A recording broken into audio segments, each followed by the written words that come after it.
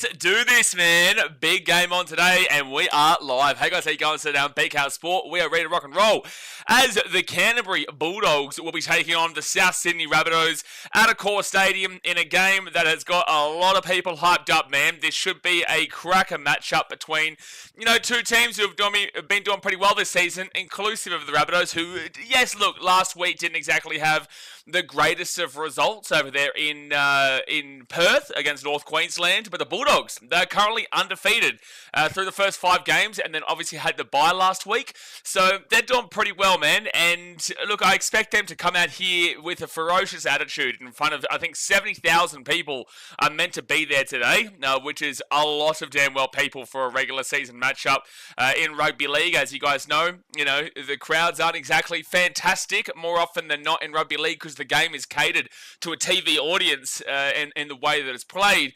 But there is going to be over 70,000 people there today at Accor Stadium. So it is going to be a really big matchup. Like I said, the Bulldogs have not lost a game so far this season.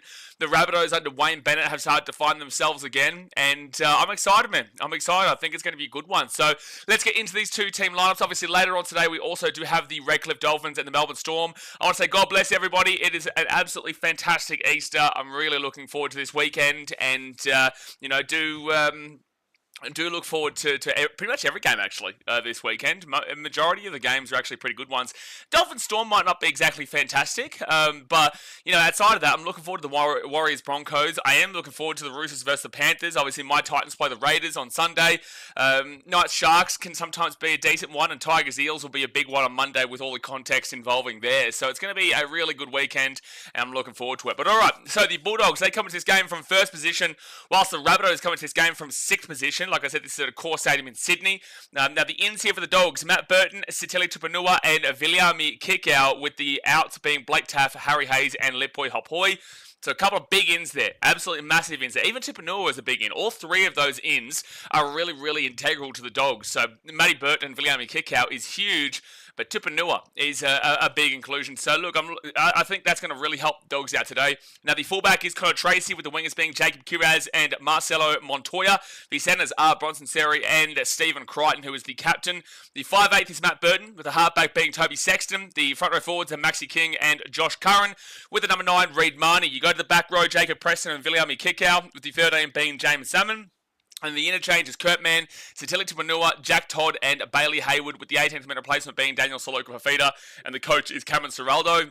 As I've said in previous weeks, I think that a lot of the Panthers' fall-off this year has come off the back of a couple of years post-Cameron Ciraldo, and I think the Bulldogs' rise has come off the back of a couple of years of Cameron Ciraldo. So I think that there is a pretty clear, definitive line at the moment anyway. This can change in regards to your opinion, but there is a pretty clear definitive line between Ciraldo leaving the Panthers and it taking 2 years and then them falling off, and then Ciraldo coming to the Dogs and it taking a couple of years, and now they are currently undefeated with a great defense in the game, and their attack has improved as well.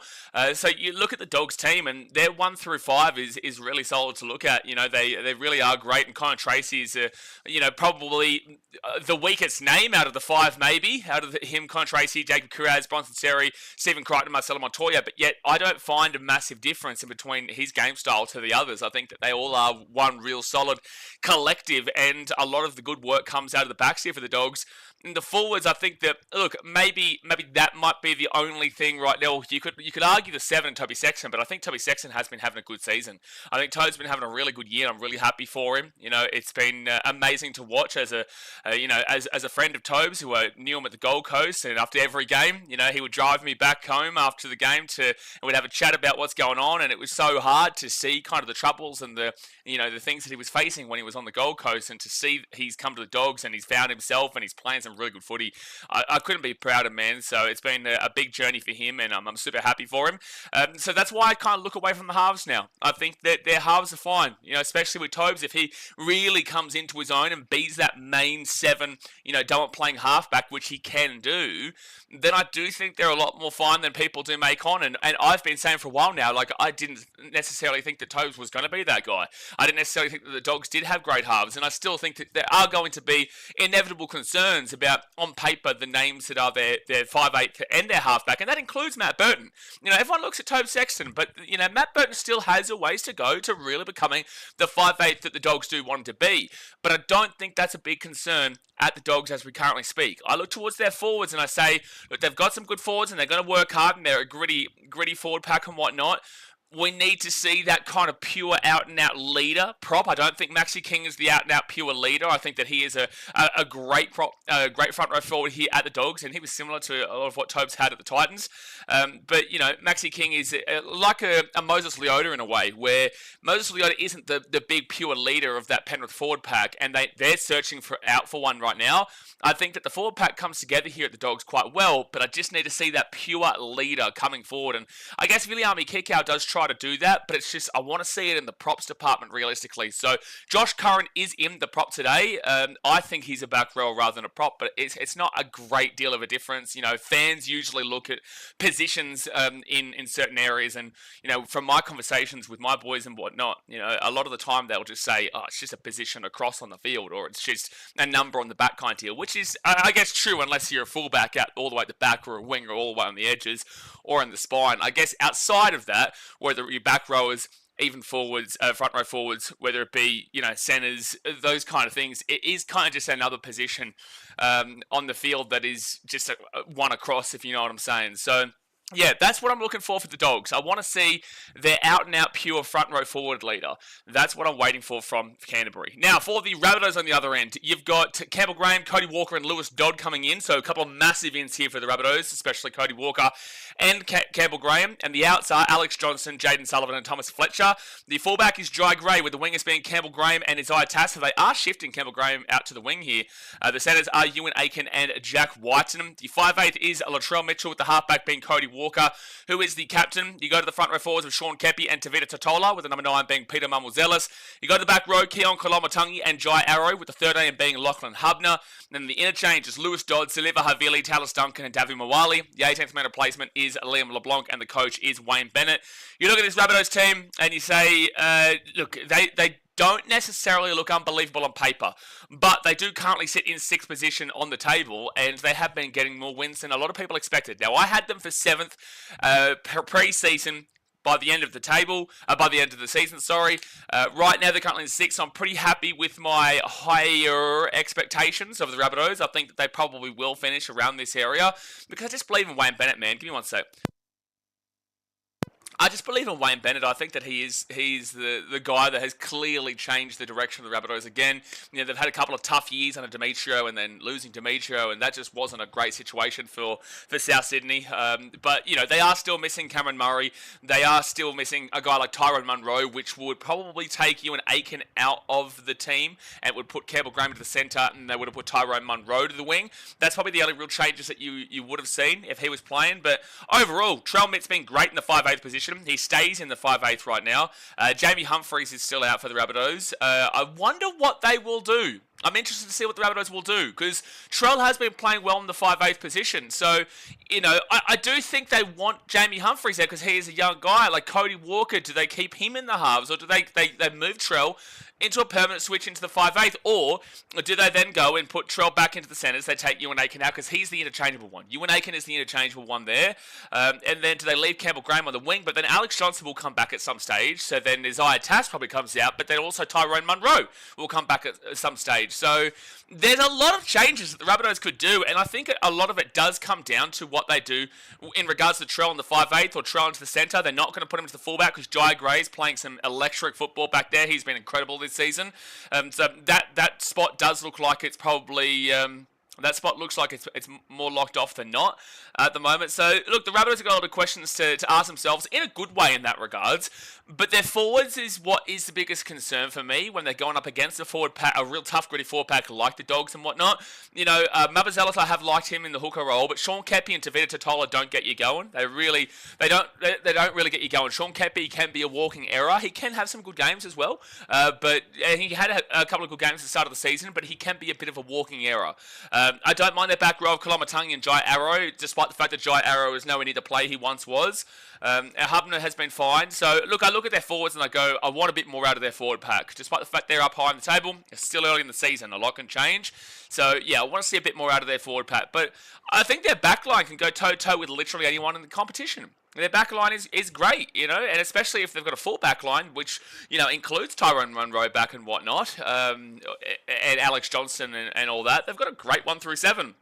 It just comes down to where Latrell is going to fit when push comes to shove. And games like today have got to be a great telling point, because if they go and beat the Dogs today, the undefeated Dogs, with Trell on the 6, I'm telling you, like, that's going to really throw a bit of a cat amongst the pigeons in regards to their team, because you just don't know where he's going to go. So I'm just going to change the time here, so I'm not on India time, so I can go to Brisbane time. Give me 1 second here, so that doesn't it doesn't mess too greatly in regards to the live score down here. Let me just refresh this here quickly. So anyway, who am I going to tip today? I am going to lean with the Dogs, but this is going to be a good game. This is going to be a close game, man, that couldn't definitely and should go down to the wire. I just think the Dogs are probably a little bit more of the finished product than what the Rabbitohs are. I think based off of the fact that we don't necessarily know the current direction regarding that 1 through 7 of the Rabbitohs, I feel like the Dogs are a bit more solid in their beliefs of who they are, where they want to be, and what they want to achieve going into the future. I think that's what you kind of look at there in regards to the Bulldogs. So I will take the Bulldogs here in a 1-12 game, but I think it'll be close, and there's definitely no way I'm counting out the Rabbitohs either. I will lean with the Dogs in regards to this one. Now, quickly in regards to the table before the game starts in about, how long? What time does it start? It starts in 10 minutes time. So hit that thumbs up button and subscribe. In regards to the ladder here, the Bulldogs, obviously they're in first position, right? And they are outright first. They're on 12 points. The second best team is the Storm on 10 points, who are outright second as well. So they're 4 points above, the Chasers between third and 8th is the Dogs. So if they win this game, obviously they go to 14 points. They'll be 6-0. And then also the bye. Their points differential is plus 66, which is not the best of the comp. It's the second best. The Storm do have the best with the plus 90. So if they were to win this game, obviously they go 14 points and they are outright first regardless. If they lose this game, however, the Storm play later on today against the Dolphins, and their points differential is already better than the Bulldogs. Their points differential is plus 90. The Dogs' points differential is plus 66. So if the Dogs lose and the Storm win, the Dogs will drop to second and the Storm will go up to first position. And good luck chasing them down. Good luck chasing a team like the Melbourne Storm down if they can smell the blood and they're on top of the table. That's a tough team, because they are still my premiership favourites, the Storm. It doesn't matter. I'm sorry. The Storm are still my premiership favourites. I don't react immediately to, the Bulldogs playing well, or the Rabbitohs playing well, or, Warriors fans demanding us to respect the Warriors. I'm sorry. I still don't necessarily have the Warriors in the top 8. I know. I just don't yet. So, good luck for me changing from the Storm until proven otherwise. I understand they lost to the Dragons. That's their bogey team. I give them a little bit of grace there. If they go and lose a stupid matchup tonight to the Dolphins, then I'll take the Storm out of favourites for the competition this year. And if the Dogs win this and the Storm lose tonight, then sure, I might start to lean towards the Dogs in regards to it. But I don't just immediately react like a lot of people do. I want to have like a pretty good idea for it. Is that knocking? I don't know. I think it might have been knocking. Doesn't matter. Anyway, so I want to have a pretty good idea before I change my opinion on that, and I still have the Storm as the favourites. So anyway, the Dogs won't be dropping out of the top 2 regardless today. On the other end, you do have the South Sydney Rabbitohs, who are in 6th position. They're on 8 points in the logjam of the Dragons, the Raiders, the Broncos, and the Warriors, and the Cowboys, who are all on 8 points there. Obviously, the Dragons won yesterday against Manly, which put them above them. So the Rabbitohs have a minus 4 points differential, which is worse off than the Dragons plus 20, the Raiders plus 36, and the Broncos plus 56. But it is better than the Warriors, who are minus 20, and the Cowboys, who are minus 42. So they're kind of in that middle of the pack of that range. But if you also look at it, you go down to the teams on 6 points right now: the Tigers, the Sharks, Manly, the Titans, and the Knights. Besides the Titans and Knights, who have minus 26 and minus 40, Manly have plus 20, the Sharks are plus 21, and the Tigers are plus 28. So that minus 4 really will hurt them when it comes down to the kind of thick of it. So they need to think about really, putting some scores on when they can do that, when they're going up against the lower placed teams. Now, the Bulldogs aren't a lower placed team, so they shouldn't be thinking about adjusting their points differential. But when they're taking on teams, like the Knights, or even like the Titans, or even like the Eels down the bottom of the table, they need to really start to improve that if they're going to be amongst those logjam teams between that third all the way down to kind of 13th area, because right now they lose one game and they can drop from 6th all the way down to like 11th, right? So that's how significant it is. But anyway, so the Rabbitohs, if they lose this game here today, they would have to lose by 16 to go below the Warriors today. Now, the Warriors this week, they take on the Broncos. That's a big one. The Cowboys have the bye, so they're not going to be jumping above them. But if the Rabbitohs lose this game by about 40 points, they would go below the Cowboys, because that would have already given the plus 2 points for the Cowboys already. It does that at the beginning of the round.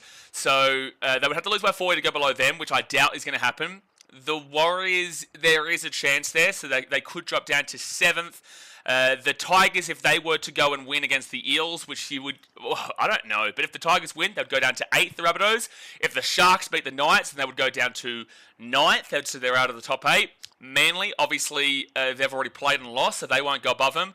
The Titans, if the Rabbitohs were to lose by about 10 points and the Titans win by about 10 points, the Titans would go above them. And then also the Knights with a minus 40, they can start to push themselves up. So the Rabbitohs could end the round in about 12th position if they were to lose this game. They could finish all the way down there in 12th.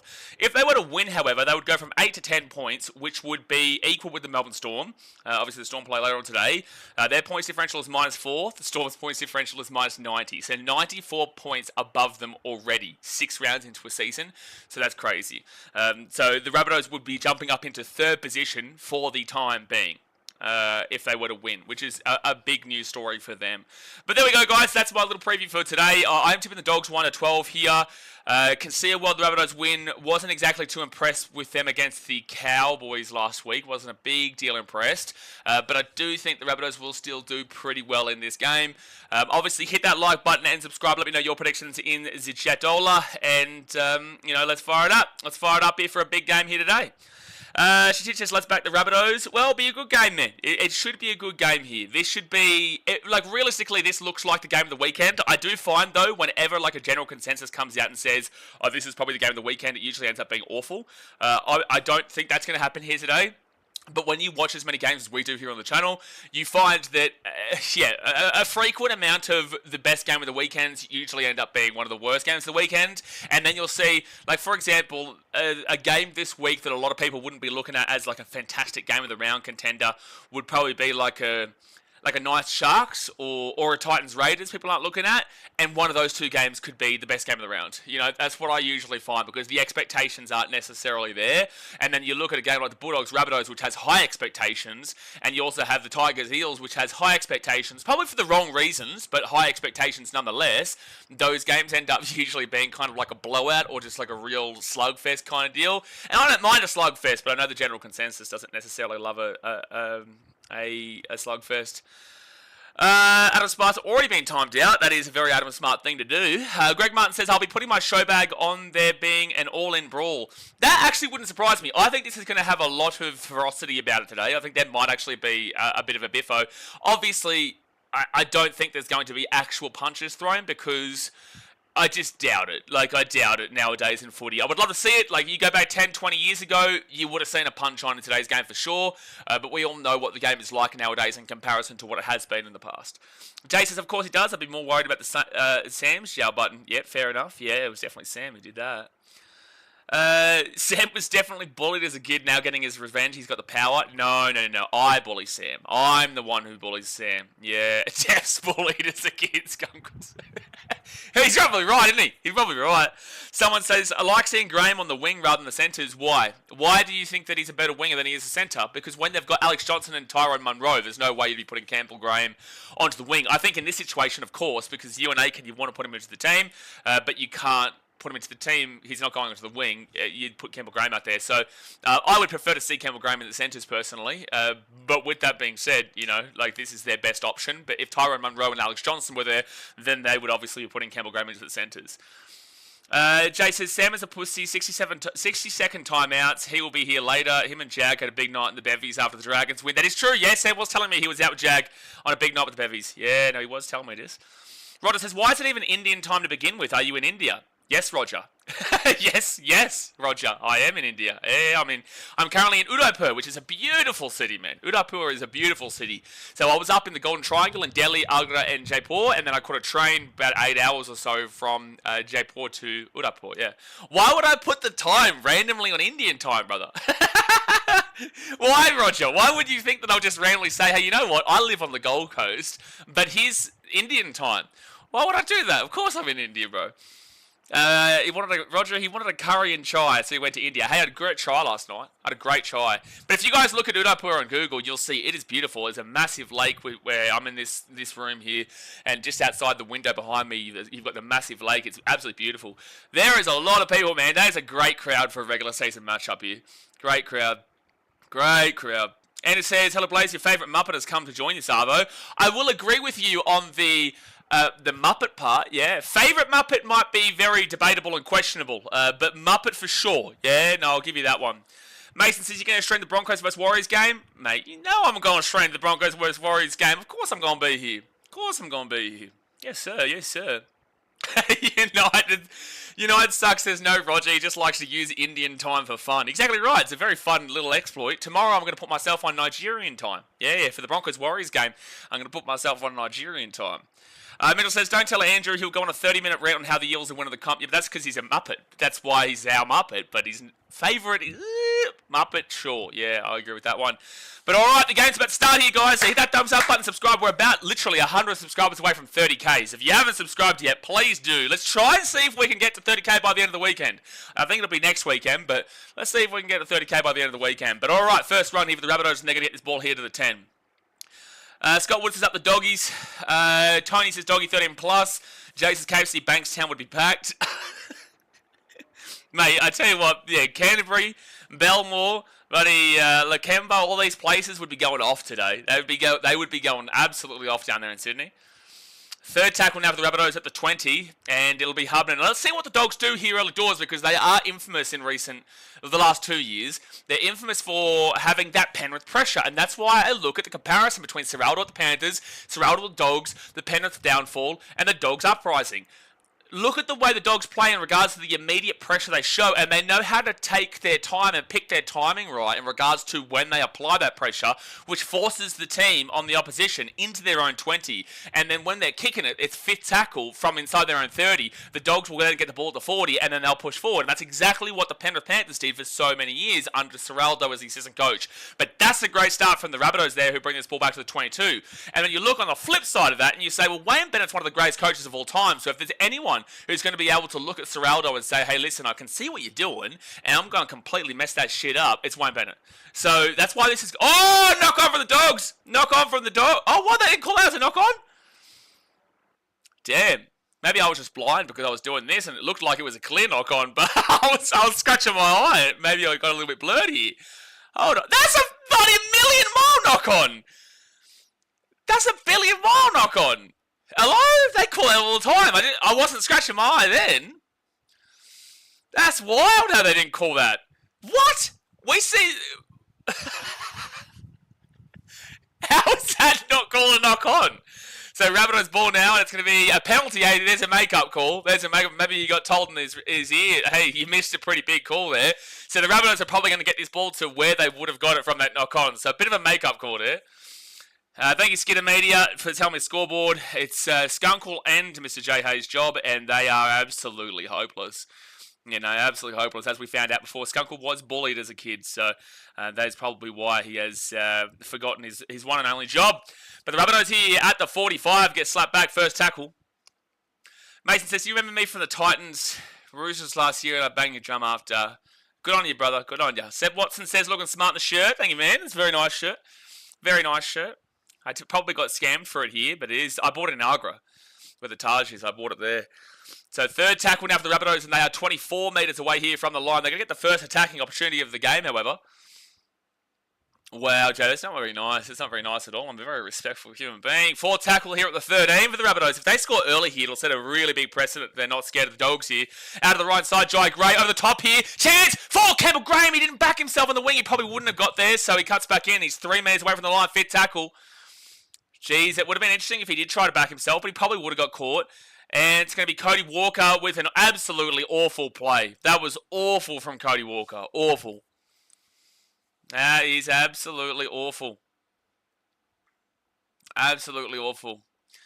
Yellow Warriors, not a fan of either, but some Bulldogs fans need to be humbled. Yeah, fair, cool. But that's going to be a penalty here for the Dogs. But then again, that is also tall poppy syndrome in a lot of ways, where when a team starts doing well, a lot of people like to support a team. Penalty to the Dogs here.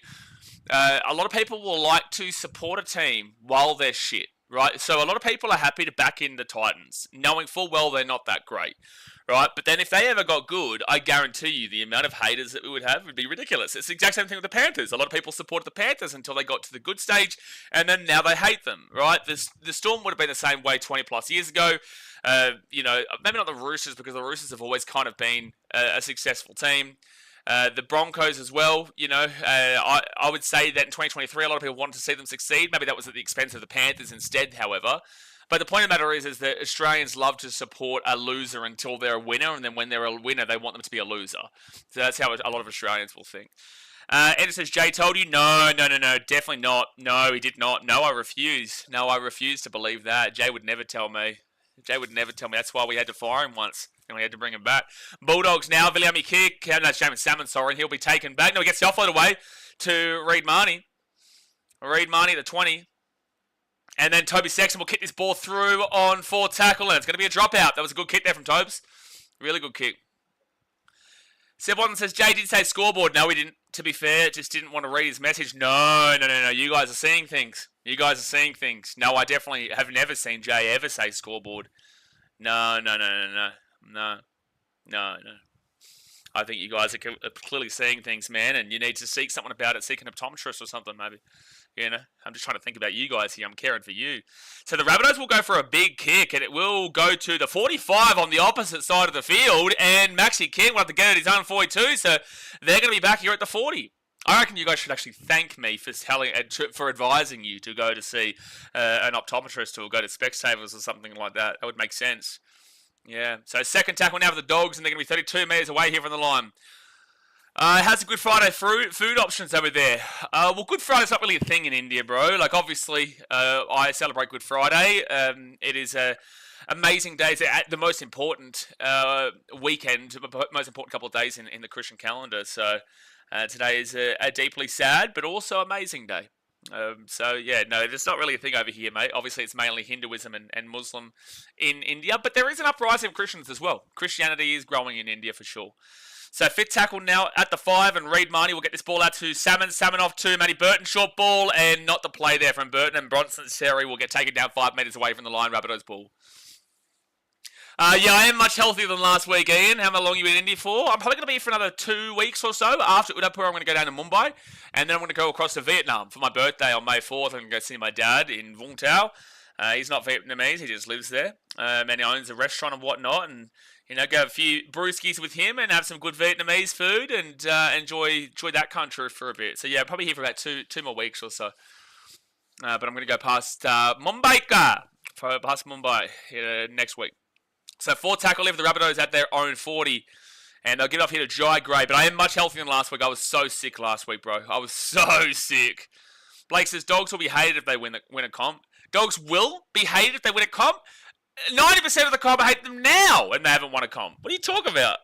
Why does them winning a comp be dictated as they'll be hated? I would say that the Dogs, for the most part, and it's mostly because of the portion of fans that are quite aggressive. That would be a big reason as to why. I think if they didn't have that portion of like aggressive fans, a lot more people would be willing to support them, me included. Me 100% included. So third tackle here for the Dogs at the 40.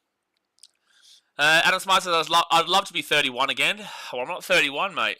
I'm not 31. No, I'm 30. Going on 31 in a couple of weeks, though.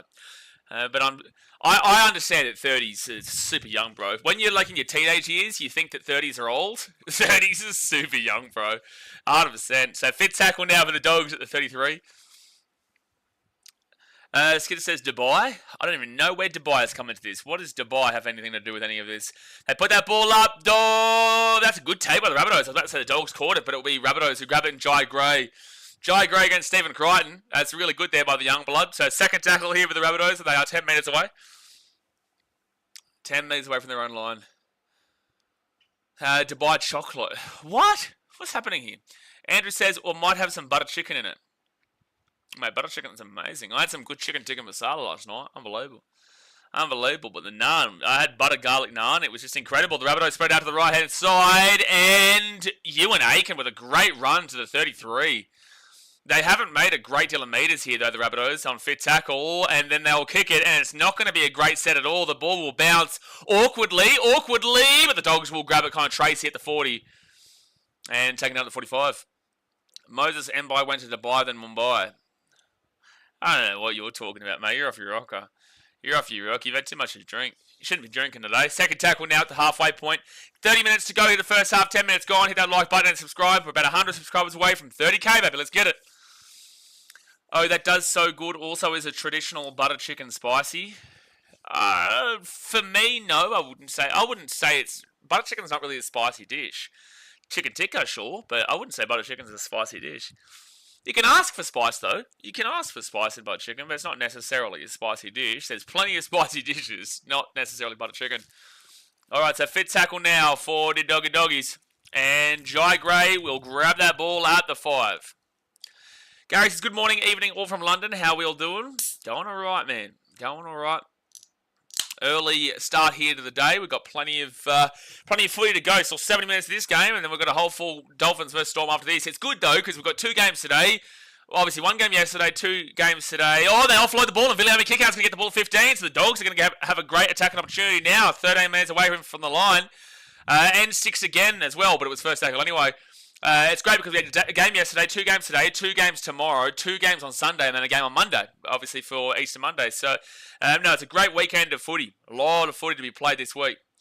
So, first tackle, and they go right, Reed Marnie, then to Maxi King up the centre. It's second tackle. 11 minutes gone here. This is the first real Bulldogs attacking, set the entire game, so first 11 minutes. James Salmon, then to Curran! Try time for the Doggies. Try time for the Doggies right next to the post. Pretty weak defense there from the Rabbitohs. And the Dogs will score. It's 4-0 here with a hit to come. 11 minutes in. And it's 4-0 here to the Dogs. Ian says, big game for the Titans this weekend to get their season back on track. Mate, it's a big weekend for the Titans to get their season back on track every weekend. Every single weekend. And it says, yeah, fair, I was just curious because there was one that my local Indian restaurant made and it's spicier than the one you get from Woolies. You get butter chicken from Woolies? What? Butter chicken from Woolies? Oh, is that like one of those little packet things? What? I don't think I've ever had one of those. I don't think I've ever had one of those. If I want butter chicken, I'll go to a local Indian restaurant. But 12 minutes in, and there we go. 4-0 to the Dogs. I've got to say, Dogs fans, and if there are Dogs fans watching, which I'm sure there is, I love that there's a 70k crowd here. I love it. But where were they 4 years ago? Do you know what I'm saying? I remember, where were they for the Dogs Knights game when they lost 66-0? Because I guarantee you, every single one of the Dogs fans in attendance right now will tell you that they were a passionate Dogs fan 3-4 years ago. And this goes for every club, but you're the club of the moment in regards to the size of the crowds. Look at the Eels. Eels fans on this channel would shit on me over the last couple of years because I would say, where were you 5 years ago? And they'd all say, oh, what? Eels have a great fan base. Eels have a big fan base. And it's like, okay, well then, where are they now? Because they weren't there before. I got shit on for saying that when they did have a big fan base across the 2020 to 2023 kind of time frame. And then now they've all disappeared again. So, who's been proven right, Eels fans? Where are they now? You're lucky to get 10,000 to come back now. So it's like, and I say this to Dogs fans, and the Titans will have it one day too, because I remember in 2010 we had a massive amount. We were selling out a Skill Park at the time all the time. Where were they 4 years ago, Dogs? Where were they? They are very passionate fans, but there is a small amount of passionate fans and there is a large amount of bandwagoners. Warriors are the exact same. The only time that they have big crowds is when they're going well. Otherwise, they'll say it's the Auckland Warriors and separate themselves. So I'm not necessarily only having a go at Dogs here, but I'm saying that when you meet these people, I guarantee all of them will say they were there. But yet, where were they when the 66-0 for the Knights came? Adam Smart says, yeah, still in 30s, just at the far end. Big 40 next year in March. I was 9 when my wires chirped into life. Damn, there you go. So, what, they've been around for 31 years this year, is it? 31? Because 1995 was when they came into the comp, wasn't it? Oh, so what, you were, 1985 or 1986? 1986 is your birth year? Fit tackle now for the Dogs at the 45. Thai green curry is good. That's not Indian, no. Yeah, not Indian. It's actually quite literally in their name that it's not Indian. But it's 6-0 ahead of the Dogs, 13 minutes in. It's quite literally in the name, Jane. Kenny says, get some touchdown. Are they firing? No, there's no touchdown. Are they firing the Penrith manager, or is there talk about that? You think they're going to sack Ivan Cleary? They won't sack that man for 10 years, mate. They won't. Mate, we've been here for 6 games. They've won 4 comps in a row, and they've been in 5 grand finals in a row. Do you really think that Ivan Cleary is on the chopping block? Jai Gray's away here. Oh, he goes down before an obstruction. Wow, they've called penalty. That's interesting because Jai Gray clearly sacrificed himself there.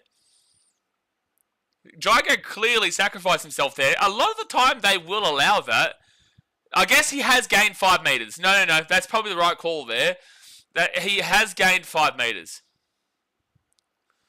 How many points are the Knights scoring tomorrow and why is it 0? They're playing the Sharks. Well, it's because they're halves. They're changing it again, aren't they? Aren't they playing Tyson Gamble this week, Brenton? Is Brenton here? No, I don't think he's here. Anyway, Knights are changing their halves again for the 744th time across the last 2 years. So that is why. So second tackle now to the Dogs, 18 metres away. They go out to the left to Jamin Salmon. Salmon off to Toby Sexton, then to Viliami Kikau. And Viliami Kikau flicks it back to Josh Curran. And Josh Curran is going to be 10 metres away from the line. Third tackle. Cody Walker. It is very interesting seeing him as a 7 because he is absolutely in no form a 7. Jamin Salmon 3 metres away. Fourth tackle. Reed Marnie short play, and that's going to be a knock on for the Rabbitohs. So 6 again now for the Bulldogs. And Bronson Seri 3 metres away from the line. First tackle for the Dogs. Damn, Rabbitohs have not looked great so far. Great tackle in the end, though, by Jack White and holding back Viliami Kikau from breaking through there. If he doesn't get that grab, Viliami Kikau scores guaranteed. Reed Marnie short play, but great defense from Jack Whiten again. Wow, that's a couple of big, massive tackles from Jack Whiten. All right, at the back, and it'll be third tackle of the Dogs. That was really good defense from Jack Whiten. 2 straight tackles. Reed Marnie off to Matty Burton. Burton goes in himself. He flicks it off, and it's going to be knocked back for the Rabbitohs, and the Rabbitohs will get the ball. Wow, that was actually quite lucky for South Sydney, but that was a poor play by the Dogs. They just had to be composed and roll through their set. They probably would have been able to get another one, but they made the mistake. Seb Watson says, you were a passionate Dogs fan 5 years ago, Andrew. Is that what you're saying? Oh, can I say I was a passionate fan 5 years ago? Sure. Only you will know this, right? Only you will know this. There's no way to prove whether someone really was a bandwagoner or not. Besides, say, for example, me, who has a whole bunch of evidence through my YouTube channel that I was always at games regardless win, lose, or draw for the Titans, right? So even when they're successful, I'll get called a bandwagoner, but I have proof of that I wasn't. Most 99.9% of people can never really prove it. And that's why I say 70,000 Bulldogs fans here, even though it'll be a mixture of Bulldogs and Rabbitohs, but mainly Dogs, 70,000 people will say they were there at the game, what was 66-0 to the Knights at this very stadium a couple of years ago, but I guarantee you that probably less than 10,000 or maybe 8,000 or so would have actually been there. Skinner says that was with the Titans 2021. I think a lot of bandwagons came along. What? We didn't have great crowds in 2021? That was during COVID. What are you talking about? We didn't have massive crowds then. We didn't even have a massive crowd for the Titans versus Warriors game when we won 44-0. Wow, 6 again here for the Dogs on fit tackle, 28 metres out. That's crazy, Rabbitohs, to give away 6 again there. You can talk about 2010, sure, but 2021, what? We didn't even have massive crowds in 2021 because we couldn't really, because that was the year of COVID, or the second year of COVID, but the halfway point of the season kind of COVID. Out Jam and Salmon, they're 5 metres away. A lot of pressure here from the Dogs. I've no clue, no idea. No, you're right, Kenny. But there's no way that's happening ever. Or, I don't know what's happening here. Jeez. Burton might have been taken out here. This might be a penalty try. This may be a penalty try here for the Dogs. Jeez, this commentary's going wild, mate. So they're checking the bunker. No try. Maybe a drag back. He's saying not necessarily a penalty try. This could be a penalty try, though. It could be. So, Burton will kind of... Is it Burton that gets taken out? I think it is, isn't it? Oh. Yeah, okay, I'm okay with it. I'm okay with it. He was very close to offside, but I'm okay with it. I think Ewan Aiken might get binned here. I think Ewan Aiken might get binned here because he's not allowed to touch him here. This at very minimum, yep, that's a bin. It's not a penalty try, but it'll be a bin. You could argue that, yeah, they're going to say that Isaiah Tass was within range. Yeah, so no penalty try, but it's a sin bin coming up here for Ewan Aiken for sure. Blissy says, Adam Smart, that's not even Metallica's best album. I don't know what's happening there. I have evidence, Tyler's channel. Tyler was creating content before 2020? I don't think he was he? When did TJC start? Yep, so Ewan Aiken's gone to the bin here. He's off into the bin for 10, so good luck holding this one out now, Rabbitohs fans. I don't know. I love Tyler, but I don't know if... Was he creating content before 2020? Because Hayden kind of started mainly around then. He'll say he started earlier, but he mainly started around then too. 2020, no, you're exactly right. So the Eels were good from 2020 onwards, or 2019 onwards. The Eels were in a much better situation, so that doesn't prove anything. You could have great content, great video footage of you in 2020, but unless you were there in 2017, 2018, 2016 kind of deal, when they were, going toe-to-toe with like the Knights and the Tigers for spoons and all that kind of jazz, then, or the 2011 kind of that time frame where they celebrated not getting a spoon in the last round, just like last year. Yeah. But this isn't even an insult at Parramatta or you. This is more so at general fans who claim to have been there when they weren't. So the Bulldogs are going to take the 2 here to go up by 8-0. Despite having the Rabbitohs man the bin and the pressure, I would have gone for the try. They've got a lot of pressure on the Rabbitohs line right now. The Rabbitohs have already conceded a try. They're 10 metres out. I think they should have gone for the try. Not taking the piss, but Seabus hasn't gone past 13k, I swear. You're an idiot. We averaged more than 13k just a couple of years ago. So you have absolutely no idea what you're talking about. I love when people talk about things that they have absolutely zero concept or understanding of. I love that because let's go have a talk about the Eels crowds. But the fact of the matter is that we averaged like 16k like 2 years ago. So what are you talking about?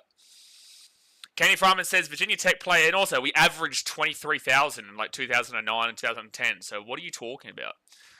Like, this is the thing. Like, this is where people say things that they don't have an understanding of, and they just talk as if it's fact. And then someone else will be like, "Oh, but he said that they had like 8,000 crowds. They haven't gone above 13,000. So if he's saying it, he must know what he's talking about." And then I say, "Well, he didn't have an idea what he's talking about because he's talking out of his ass." That's Andrew. That's why you comment on this channel, because I don't even understand why you said something that is so ludicrous. Second tackle here with the 20. Why would you say that when you don't even know what you're talking about, brother? So there's an injury here for the Rabbitohs. Hope he's alright. What an absolute muffet. What are you doing, Andrew? What are you doing? Andrew, fake news crack house. Dude, we averaged like 16k just before COVID. Like maybe 2 years before COVID. I think it was 2018, wasn't it? Something like that. And like I'm the one at the games too. So please prove me wrong. Prove me wrong. Damn, he's still down here. 20 metres out here from his own line. I think it's Lachlan Hubner, isn't it? Okay, stand up. No, I'm happy to say I was wrong. Okay, so now that you're happy to say you're wrong, which I appreciate, why did you say what you said without knowing what you're talking about? Why did you say it? Someone says not taking the piss. I always find that is someone usually actually taking the piss. Yeah, but the thing is, it bites him because we know what we're talking about here. I can tell you that there has been years where we have averaged about 8,000 at games. Like, I remember the Monday night games at Seabus used to be absolutely dreadful. We'd usually get pumped on a Monday night back in like 2012 or 13 or whatever, whenever those Monday night games were, and we'd usually get pumped and we'd have crowds of like 6 to 8K, and the Titans would absolutely lie in regards to the numbers, where they would absolutely put like 9K when there was way less than 9K. But at the end of the day, like, you can admit when those happened, because I can remember being a part of a crowd that had like 5,000 people in it. But that hasn't been the case for about 10 to 12 years. So that goes back to Jai Gray here, 10 metres out from his own line. Skidder Media with the $3 donation says Eels fans have a combined IQ of 26. And like, he tried. I think he thinks I'm like having to go to Eels, and I'm not. I'm not at all. But you want to play, we can play. You want to play, we can play. But thank you very much, Skidder Media, for your donation. And it says, I was saying generally not taking the piss. You were, though. So be straight away, attack Para when I'm just trying to have a conversation. Yeah, but what do you want me to do here? You're trying to tell me that that Seabus Super Stadium has never gone above 13K. So how am I meant to take that in not taking the piss? Because if you were an Eels fan, like you say, 14 years ago, 15 years ago, 13 years ago, which you should be, because you're old enough to have been a Parramatta fan back then, well, then how didn't you know that Skilled Park at the time, is that out of the full? Oh, that's going to be Dogs bought the 20, so it actually just went down dead. How would you not know that Seabus would sell out pretty much every week in 2009, 2010 in a 27,500 capacity stadium? So now I start to question your longevity in the Eels, because I'm like, well, you say that you don't think there's ever been more than 13K, but over 10 years ago there was, clearly, even 5 years ago. So do you understand where the questioning comes from then? So Fry says, just got home, looking forward to both streams. Got to hang out at the GC Titans Performance Centre. The boys look good for Sunday. Hopefully, bro. Hopefully, mate. Hopefully there's more than 13K on Sunday there. So fourth tackle here. Andrew, you better hope there ain't more than 13,000 people there on Sunday. Yeah, you better hope that we don't have a crowd over 13K on Sunday. Dogs are away here, dogs are away here, dogs are away. Bronson Sherry, that's great tackle from Jai Gray. Fit tackle, 10 metres away from the line. Matt Burton, right-hand side. Toby Sexton kicks it across. Good grab. And the Rabbitohs might get away here. And it's going to be Sean Keppie who grabbed it of all players. That's the last play you wanted. And a penalty to the Rabbitohs is huge. No, penalty Dogs. Penalty to the Dogs here. Damn. Sean Keppie gets penalised for something. Olivia Reed with the $8 donation. Get around to Olivia says, another day, another dono. I passed out last night at half-time and missed the end of the game. That was a close game. It was a close game. It wasn't the most enthralling of games, but it was a close one for sure. But thank you very much, Olivia. Thank you very much. Yeah, I read something about it. Maybe I read it wrong. Well, you've just got to stop taking things that, like we say here, as if it's like a personal attack, man. You should know very well that it's all good banter and whatnot. But if you say something stupid, especially against the Titans, then if you're not right, then you better hope you're not too far wrong. You better hope there's not 13K there on this Sunday. So first tackle, anyway, thank you, Olivia, for the donation. First tackle now, and it's going to be Connor Tracy, gives it off here to Stephen Crichton. They're 10 metres away from the line. Second tackle. Or maybe reading isn't your strong suit. Isaiah says, good Bulldogs. Yeah, they're going all right now, man. They're playing much better than the Rabbitohs as we speak. If Andrew was a paraplay, he'd be Paul Carriage, mate. He had one of the worst games of all time. Who were they playing? Was it Eels Knights or something? Paul Carriage? It was in the finals or something, and he was like a direct reason as to why they lost the game. Toby Sexton, that was not the play, bro. Third tackle, and he kicks it through, and it goes straight to the Rabbitohs, 5 metres out from their own line, first tackle. And so I didn't tell you were saying out at Para personal was nothing to do about Para, just having a conversation with you about the Titans. Yeah, but conversation based off of what? Your lack of reading comprehension skills? Not over 13K. Mate, last year against the Broncos we sold out, mate. Last year. We had 26,000 against the Broncos in like round 22 or whatever it was. We had double what you just said we didn't ever have at Seabus last year. Even the Warriors games quite usually sells out. Bliss says Seabus has only 12k capacity according to Andrew. Hey, well, that's still more than what Sharky Park has. That is still more than what Sharky Park has. So Doggies with the ball here at the 35 on first tackle. Oh no, he said go cool off, Andrew. What was his last message? So I don't need a chihuahua at my feet while having go cool off. Alright, so third tackle for the Dogs. They're 45 metres away here from the Rabbitohs line. Reed Marnie off to Connor Tracy, off to Stephen Crichton. Crichton tries to go to the right. Oh, he couldn't get the ball away, but he then flicks it off to Jacob Kiraz, and Kiraz is going to be within the 30. He gets the offload away to Toby Sexton. Jamin Salmon, Josh Curran at the 25, and then can't get the ball away for tackle. Shark Park gets 30k in a bad weakness of sport. That's crazy considering the capacity is about 11k. That's a crazy. Wow, they get 3 times the capacity at Sharky Park. That's incredible. It really is incredible stuff, Blitzy. I'm really impressed. Alright, so the Dogs put it up, and that'll be good grab there by Latrell Mitchell. Another penalty to the Dogs. That's crazy. Bro, the Rabbitohs are just giving away penalties and penalties and penalties in their own 10, and the Dogs are just getting penalty after penalty and getting opportunities. Dogs, you have to be up by more than 8-0. I don't understand how you're not up by more than 8-0 with all the penalties you're giving, because Keon Kolomatangi clearly backs up into him. Clearly. At least Spurs won last night. Any Ange fans here?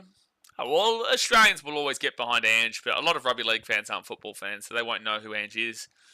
So Maxi King, 3 metres away here from the line. 19k people climb up the mangroves. I wonder if anyone's actually tried to do that at the back, at that back part of Shark Park. Like, tried to watch it from outside, but over that. So I wonder if anyone's tried to do that for a big game of some sort. Not that the Sharks ever win big games at Sharky Park in the last 15 years, 16 years. So third tackle, 5 metres away. Toby Sexton gets monstered by Cody Walker, and Cody Walker brings him down about 7 metres away for tackle. Reed Marnie, he'll go to Maxi King! Oh, try time for the Doggies, under the post. It is 12-0 with a kick to come. Maxi King, that's my boy. That's my boy, Maxi King. Come on. Let's go, Maxi. 12-0 with a kick to come. The Dogs lead. The Dogs lead. Yes, please, Bulldogs. Yeah, with a Bulldog, woof, woof. They're woofing right now. Up 12-0. Rabbitohs have got nobody to blame but themselves. Nobody to blame but themselves. They're just constantly giving away penalty after penalty after penalty. Someone says, I remember the construction workers watching the game on the scaffold at Shark Park. Yeah, well, that wouldn't surprise me when they're building the building. Those buildings are built already, though, aren't they now? Has the, what's it called? The Leagues Club been fully developed yet? Have they fully developed the Sharky Park Leagues Club yet, or what? Brent says, this brings so much joy. Everything Souths get away with on a weekly basis. They're getting pinged for today, about time. Well, they are getting pinged for a lot today. Like, they've given away probably about 4 or 5 penalties inside their own 10 when they've got the ball. When they have the ball, they're giving away penalties inside their own 10, which is just insane. But he says, there's a restaurant connected to the stadium in a swooping complex, and at least 300 people just walk through and jump out the deck directly onto the hill. Just walk through and jump out. Is that like when you're looking from a TV arc? Is that like to the left-hand side, there's like a big like deck area? Is that like that over there? I hope that I'm explaining that correctly. So, for example, the TV arc, to the right is the entrance to the stadium, whether it's on that corner or the corner over here, and then on the back there's the hill. Are you talking about next to the hill on that side for the Leagues Club? So people literally, well, surely they've got security to stop that. So 14-0 here to the Dogs with 12.5 minutes to go the first half. The Rabbitohs still have a man in the bin.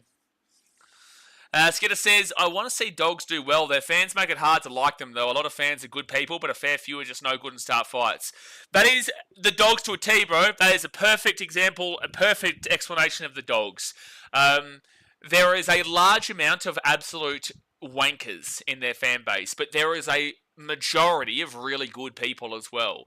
And you're going to find that with most clubs. Not every club has the significant amount of wankers that the Dogs fans do, which is what Dogs fans say. They're like, every fan base has it. Every fan base has it, but yours has more of it than other fan bases do. But it's like, I don't mind the Dogs as a club. As a club, I actually don't mind them. And I've got friends who play for them. Toby Sexton, Maxi King. You know, I know these guys. I want to see them successful and I want the Dogs to do well. And I'm not one of those guys who will hate on a team who is up and coming. I won't do that. I actually want to see the teams that have been in the, you know, the dribbler brigade with the Titans for years go and be successful. It sucks that it's not the Titans, but at the end of the day, I won't hate on that. The only reason that it's so difficult to get yourself up and passionately, you know, back in one of these underdog teams like the Dogs to go up and do it is because of that really large amount of absolute dickheads that are in their fan base. So, yeah, it's frustrating, man, because I know some amazing people who are involved as fans. I know some amazing people, but there definitely is a significant portion that makes you kind of hold back on it. But, oh, geez, Rabbitohs are lucky they didn't give the ball away then on their own 20. Second tackle now. So, yeah, it's difficult. It's difficult. And I understand completely where you're coming from with that comment. And I think most people are thinking about that, to be fair. I think they are. And penalty to the Rabbitohs. So, Gary, you've been timed out by one of the moderators because we have a rule on this channel. You cannot talk about a Fetty bomb until the Thrifty 30 has been hit. And that's why Adam Smart said, bye, Gary. That's why. That's a high tackle against Viliami Kikau. It won't be a problem. There's no sin bin or anything like that. By the way, the Rabbitohs are back to 13 on the field, but there's no way it's a bin. So the GC average for 2024 was 18,067 at home. Surf Rider, bro, I've already slapped Andrew for this. We don't need to keep going on it. I've already slapped that man for it. And let me say, his Dad's there. Yeah, Dad's will beat the game. Yeah, Dad's will beat the game. I reckon there's 75,000 people there. I reckon this is nearly sold out. It's the deck to the left of the Lees Club. Are you talking about on the left from the TV arc, or are you talking, like, what? Because it depends on how you look at left in this context. 10 minutes to go the first half here, guys. Rabbitohs with the ball, 6 again, 25 metres away from the line. Hit that like button and subscribe. I think that if the Rabbitohs want to be in this game, they have to score before half-time. I don't think they can be down 14-0 at half-time, and they've knocked the ball on, and the Dogs with the ball at the 30. Blitz says, Surfrider, Andrew said otherwise, so objectively incorrect. Well, Andrew kind of admitted in the end that he understood that he was wrong. So, right-hand side now for the Dogs. Second tackle here at the 40. I really hope Dolphin Storm was good, but I could also see that being a blowout.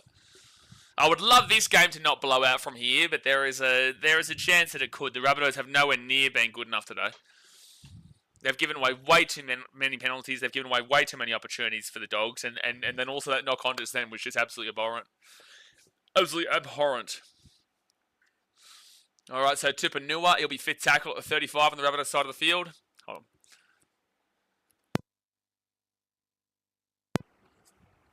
All right, fifth tackle. Now the Rabbitohs will grab the ball at the 5, and it's Campbell Graham. All right, so this game's telling me that probably Trell doesn't stay 5'8". I just haven't been a fan of Cody Walker all season, even in their wins, man. Like, he'll go to the 6 and they'll put Jamie Humphries 7, but I could see it well. Like, I just don't think until Cody Walker retires, they'll not play Cody Walker. But I do think he is clearly, you know, past the hump. I do think, and I've said this even when they've been winning, so...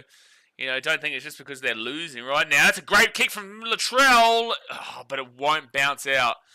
It does go for a 40-20, but it won't bounce out. All right, Jackie Kiraz gets the ball offloaded. Great offload there. And Burton's away. The 40. He's at the 50, the 45, the 40, the 35, the 30. He kicks the ball back on the inside, but that's going to go straight to Jai Gray. Not the play there from Matt Burton. And now Jai Gray nearly gets away, but Burton will make the tackle at the 20. Great run there from Matty Burton. Fantastic run from Matty Burton, and this is good pressure even the Dogs. There'll be Josh Curran who takes him down. That's a high tackle.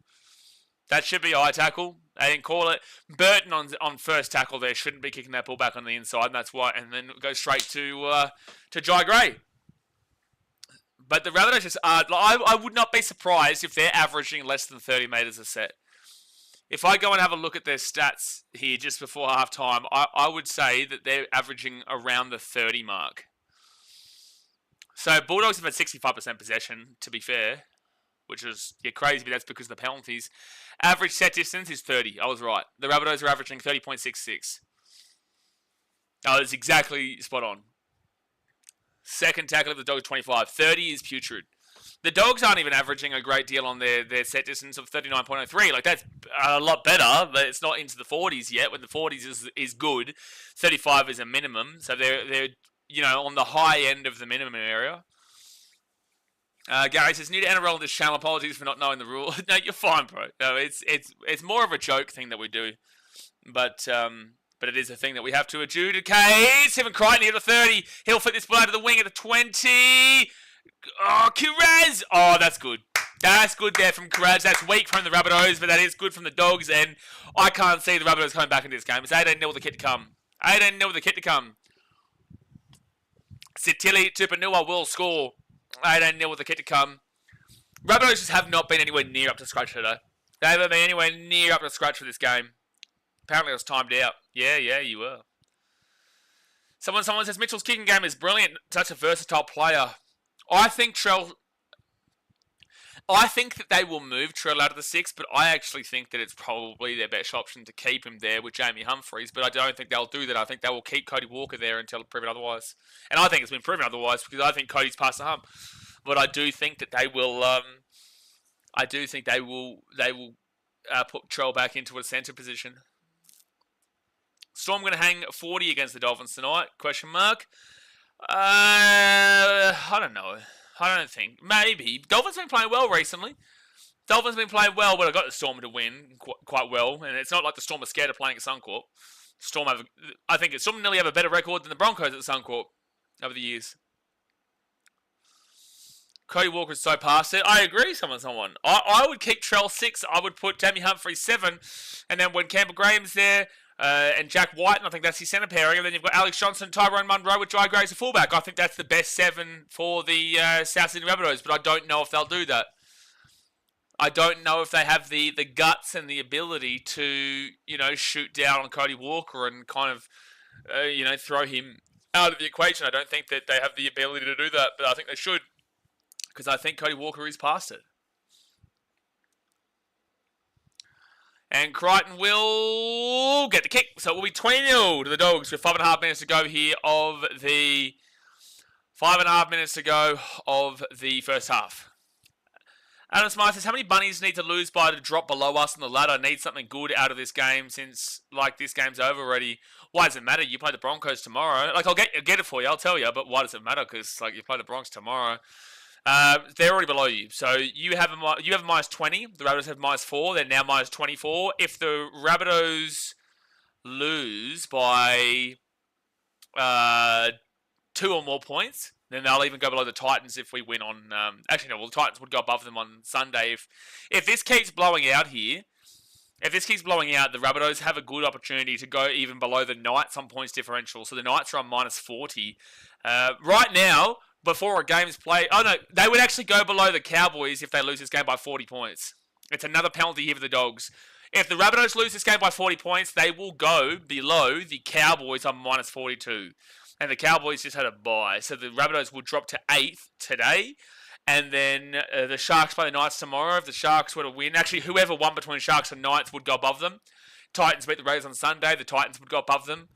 Manly have already lost, so the Rabbitohs will be grateful with that one. If the Tigers were to go and beat the Eels on Monday, the Rabbitohs would go below them. This is a really rough game for the Rabbitohs right now. Really rough.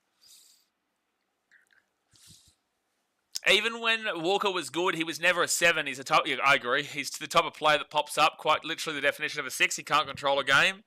Yep, I agree.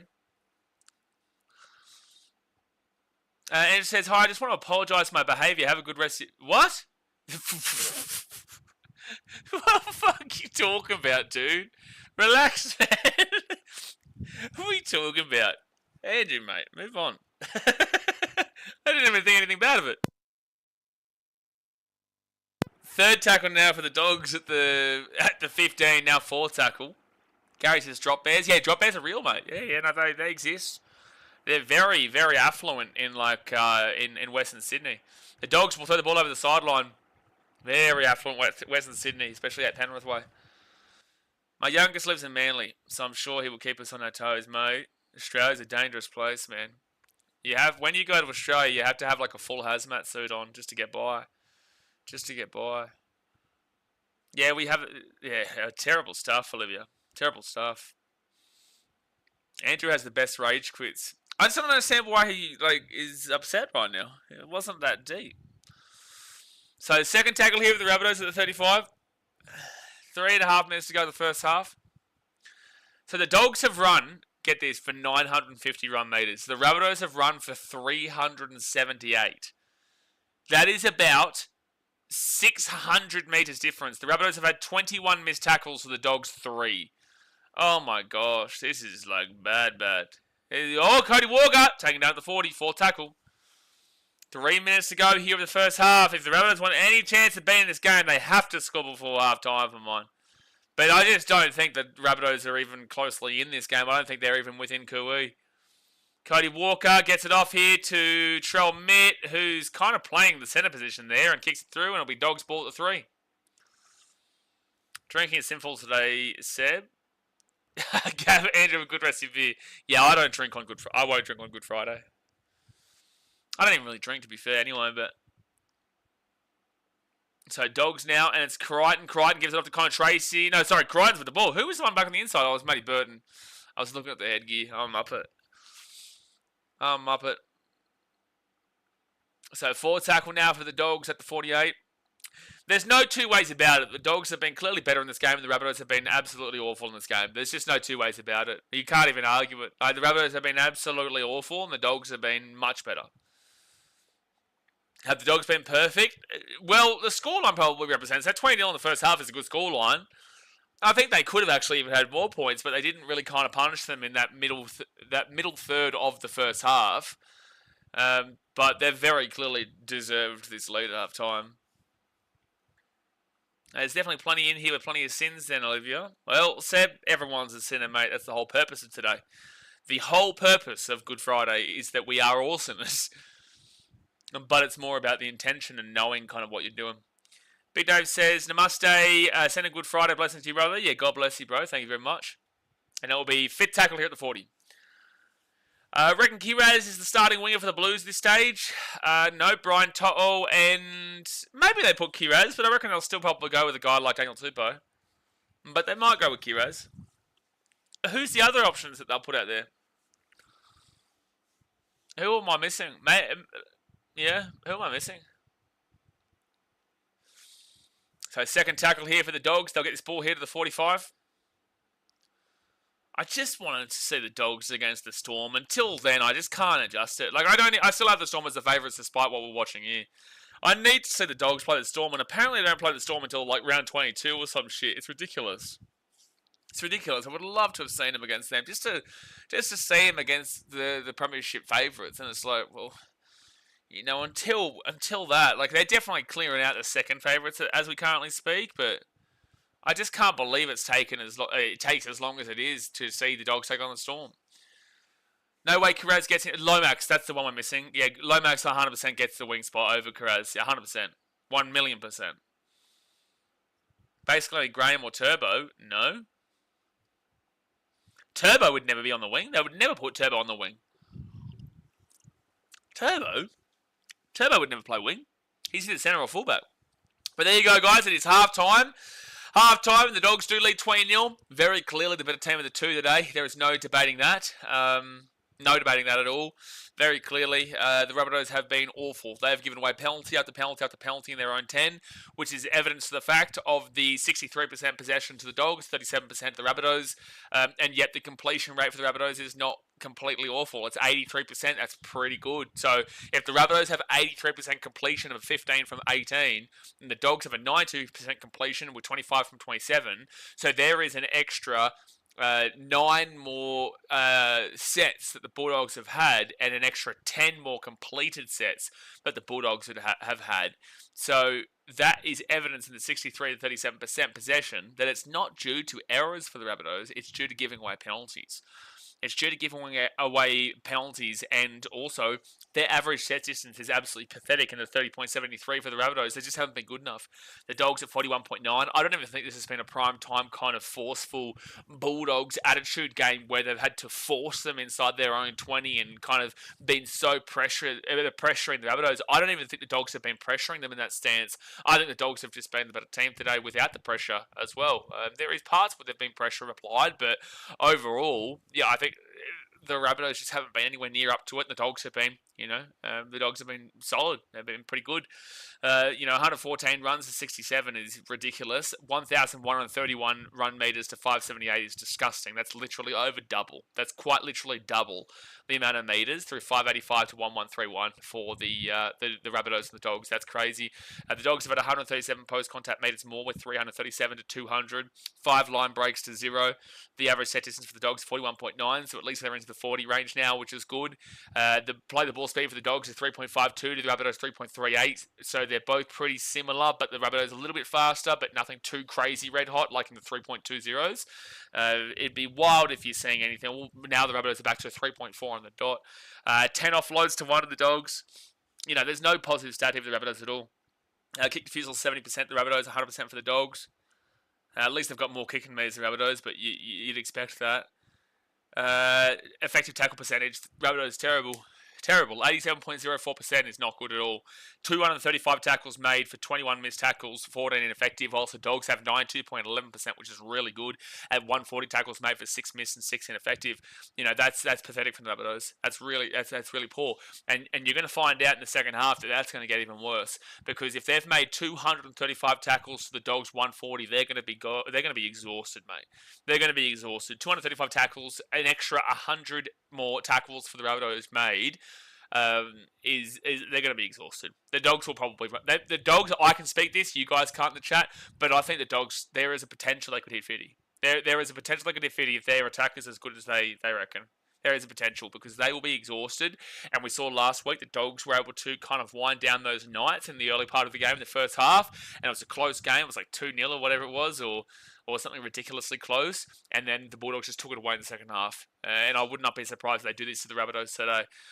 Negative play, 3 errors to 2 Rabbitohs, and this is what I'm saying. It's got nothing to do with knock-on. It's got nothing to do with mistakes like that from the Rabbitohs' end. It's the penalties, because the penalties conceded is 6-2 Rabbitohs' way. 6-2 Rabbitohs' way. That tells you a lot. 3 ruck infringements to 1 as well from the Rabbitohs, and 1 sim binge for the Rabbitohs to 0 for the Dogs. So you can very clearly see where this game is being won. You can have a pretty good understanding and idea where the Dogs and the Rabbitohs are going to be situated in the second half. The Dogs should be able to take this away from you. They should be able to really take this away in the second half. Gary says, drop bears are a hoax in Australian folklore. No, they're not. Does it look like I'm joking? I'm not laughing. Mate, drop bears are scary stuff. Drop bears are scary stuff. I'm not laughing. I've seen plenty of them, mate. When you go out to the outback, you get your kangaroo from the backyard and you hop on out to the outback and you go check out what's going on there. Drop bears aren't a fake thing, mate. They are seriously real. Real Fan Sports says this game is shite. I've seen much worse than this. Real Fan Sport. I wouldn't say that this game is the worst I've ever seen, but the Dogs are just the better team of the two. But it's not a great game in regards to like a neutral. If you're a Dogs fan, you'd be loving it. But I've seen much worse than this. What was the game? What was the game the other week? Last week, was it? Worst game nearly I've seen since the Broncos Dogs of 2020. What was the game? It was last week, wasn't it? It was Tigers and... Shit, what was the game? What was the game? Tigers Knights. Oh, that was dreadful, mate. That was awful. That was the worst game that I would nearly argue that was similar to the Broncos Dogs of 2020, that game. I would nearly. Mary Ann says Dogs are winning for sure. Wow, that's really that's massive stuff from you, Mary. Mary Ann, that is some really massive stuff from you. I can't believe you said something as crazy as that as they lead 20-0 at half time. That's like Nostradamus kind of stuff. Greg says, I'm taking a centre pairing of Turbo and Trell over Crichton and Trell every day of the week. No, you're not, because Turbo is injured.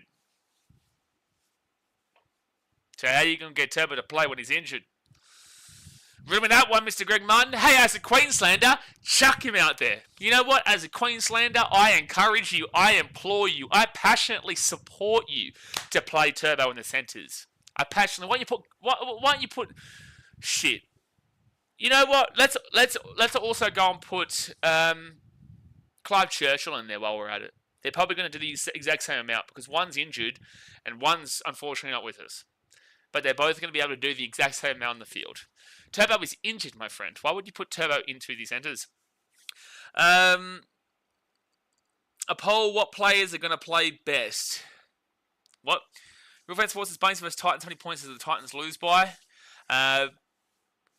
Probably about 20. We don't play well against the Rabbits. We haven't beaten the Rabbits in a long time. But then again, we haven't beaten the Roosters in a long time.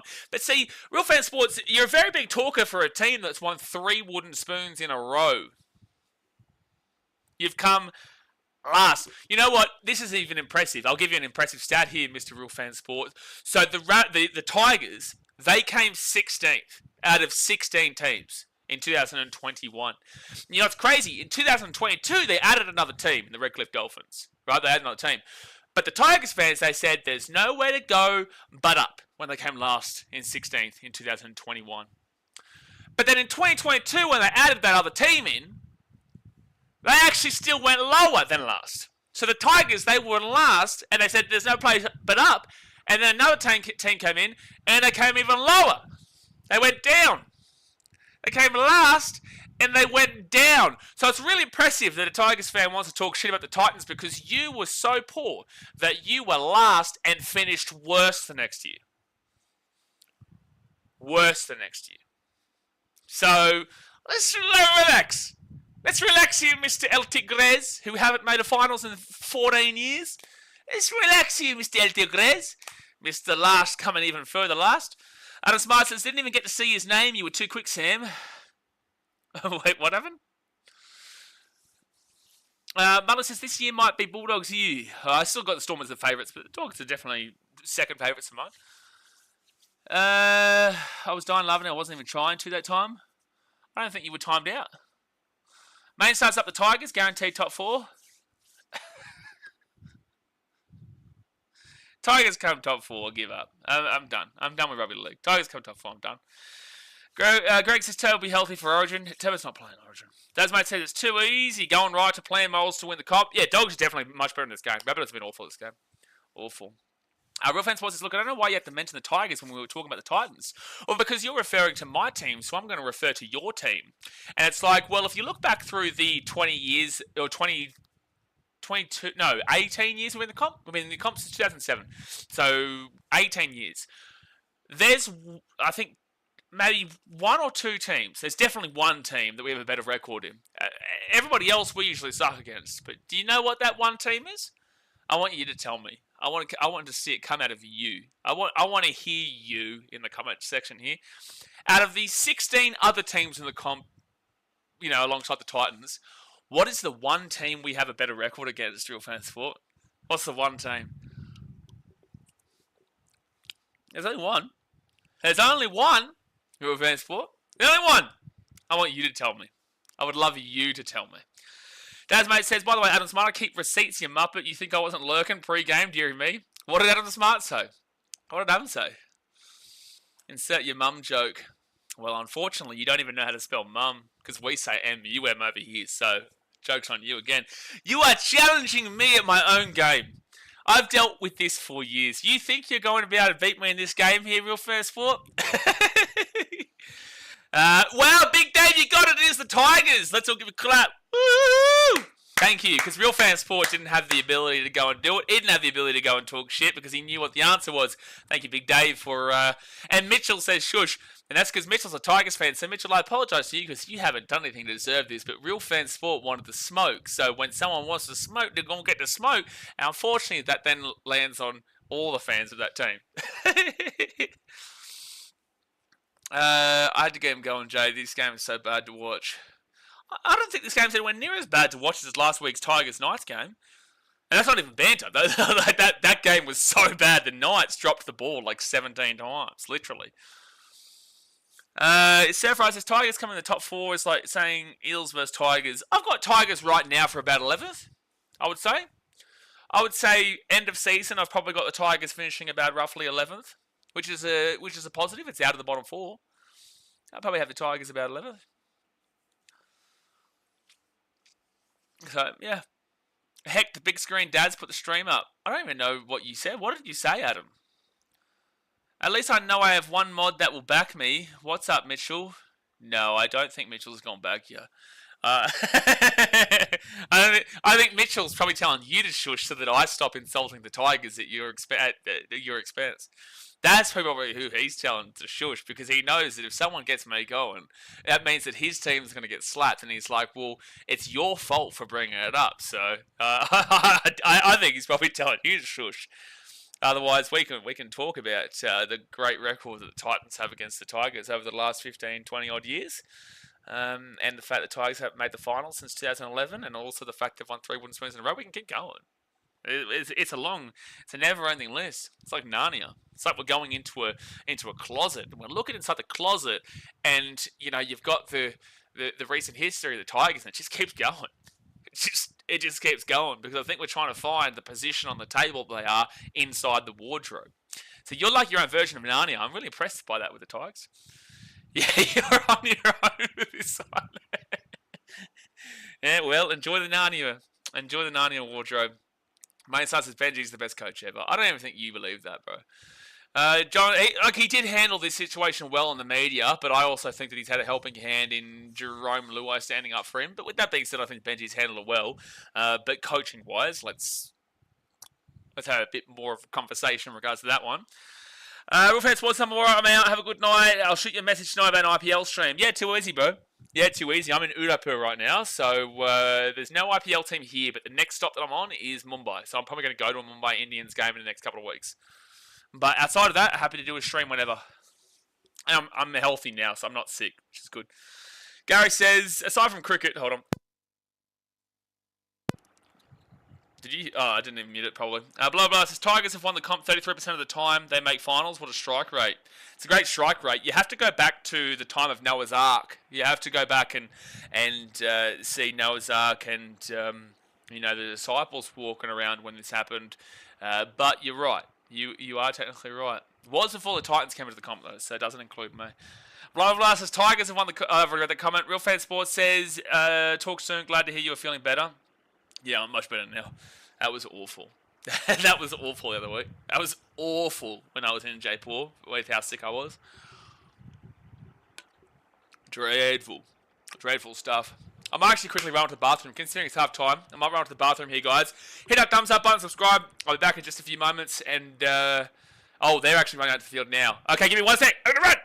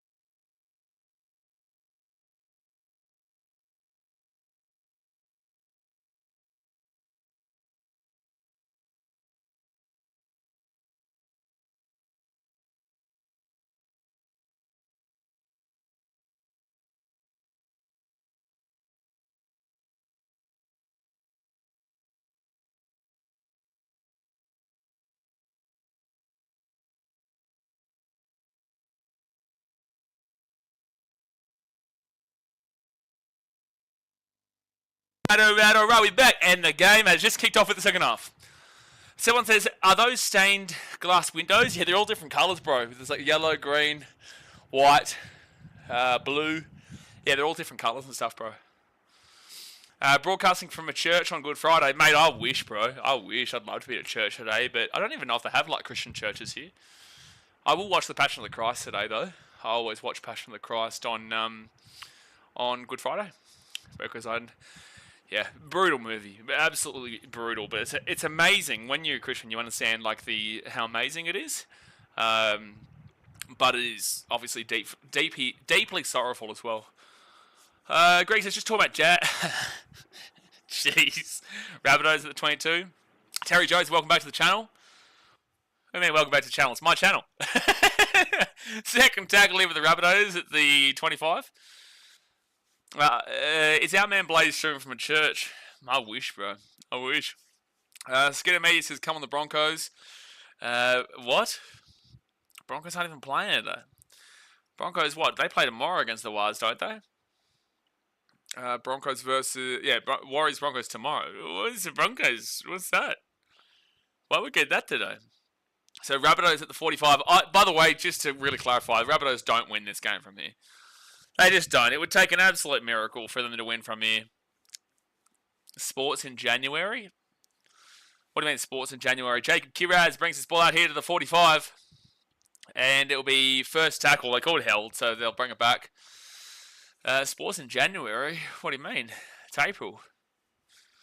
If you're talking about like what we would do, probably some cricket and whatnot. We don't do a fantastic amount in, I guess, the off season. But I'll be in Chicago, so I'll probably be doing some Bulls games and maybe some NFL and whatnot whilst I'm in Chicago at the end of the year.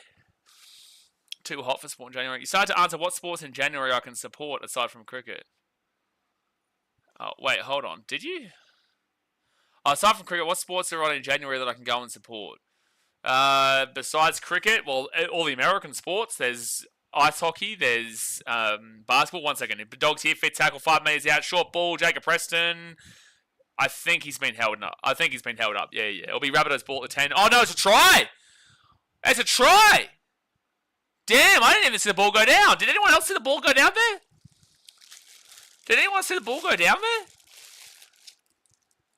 Jacob Preston's going to score. They're going to say that it's a try time here for Jacob Preston.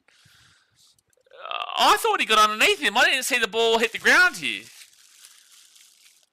Atkins must have seen something, but where's the ball gone down? Where has he seen the ball gone down here? Colin Tracy, Jacob Preston. He's held up there. Oh, there you go. Yeah, no, okay. No, that's right. Yeah, he does get the ball down over here. You just couldn't see it because we were seeing the angle from the opposite side, and then we saw it from the near side. So 24-0 here to the Dogs with the kick to come. Good call there from the ref, but then again, he's never going to get that wrong when he got that angle on this side. But yeah, the sports in January would be basketball, the NBA. You've got ice hockey, NHL. You've got the NFL. That's when the playoffs and stuff are happening in January because the Super Bowl happens in early Feb. What else is there? Obviously cricket. You've got the NBL, Australian basketball. There's nothing really on, really. Like in the Southern Hemisphere, there only really is cricket in Australia. Hem Prasad says Rabbitohs, please score some try. Mate, I just don't even know if they're going to be able to do it. The Rabbitohs have not been up to standards today at all. They have not been up for this at all. Baseball's not on in January, Surf Rider.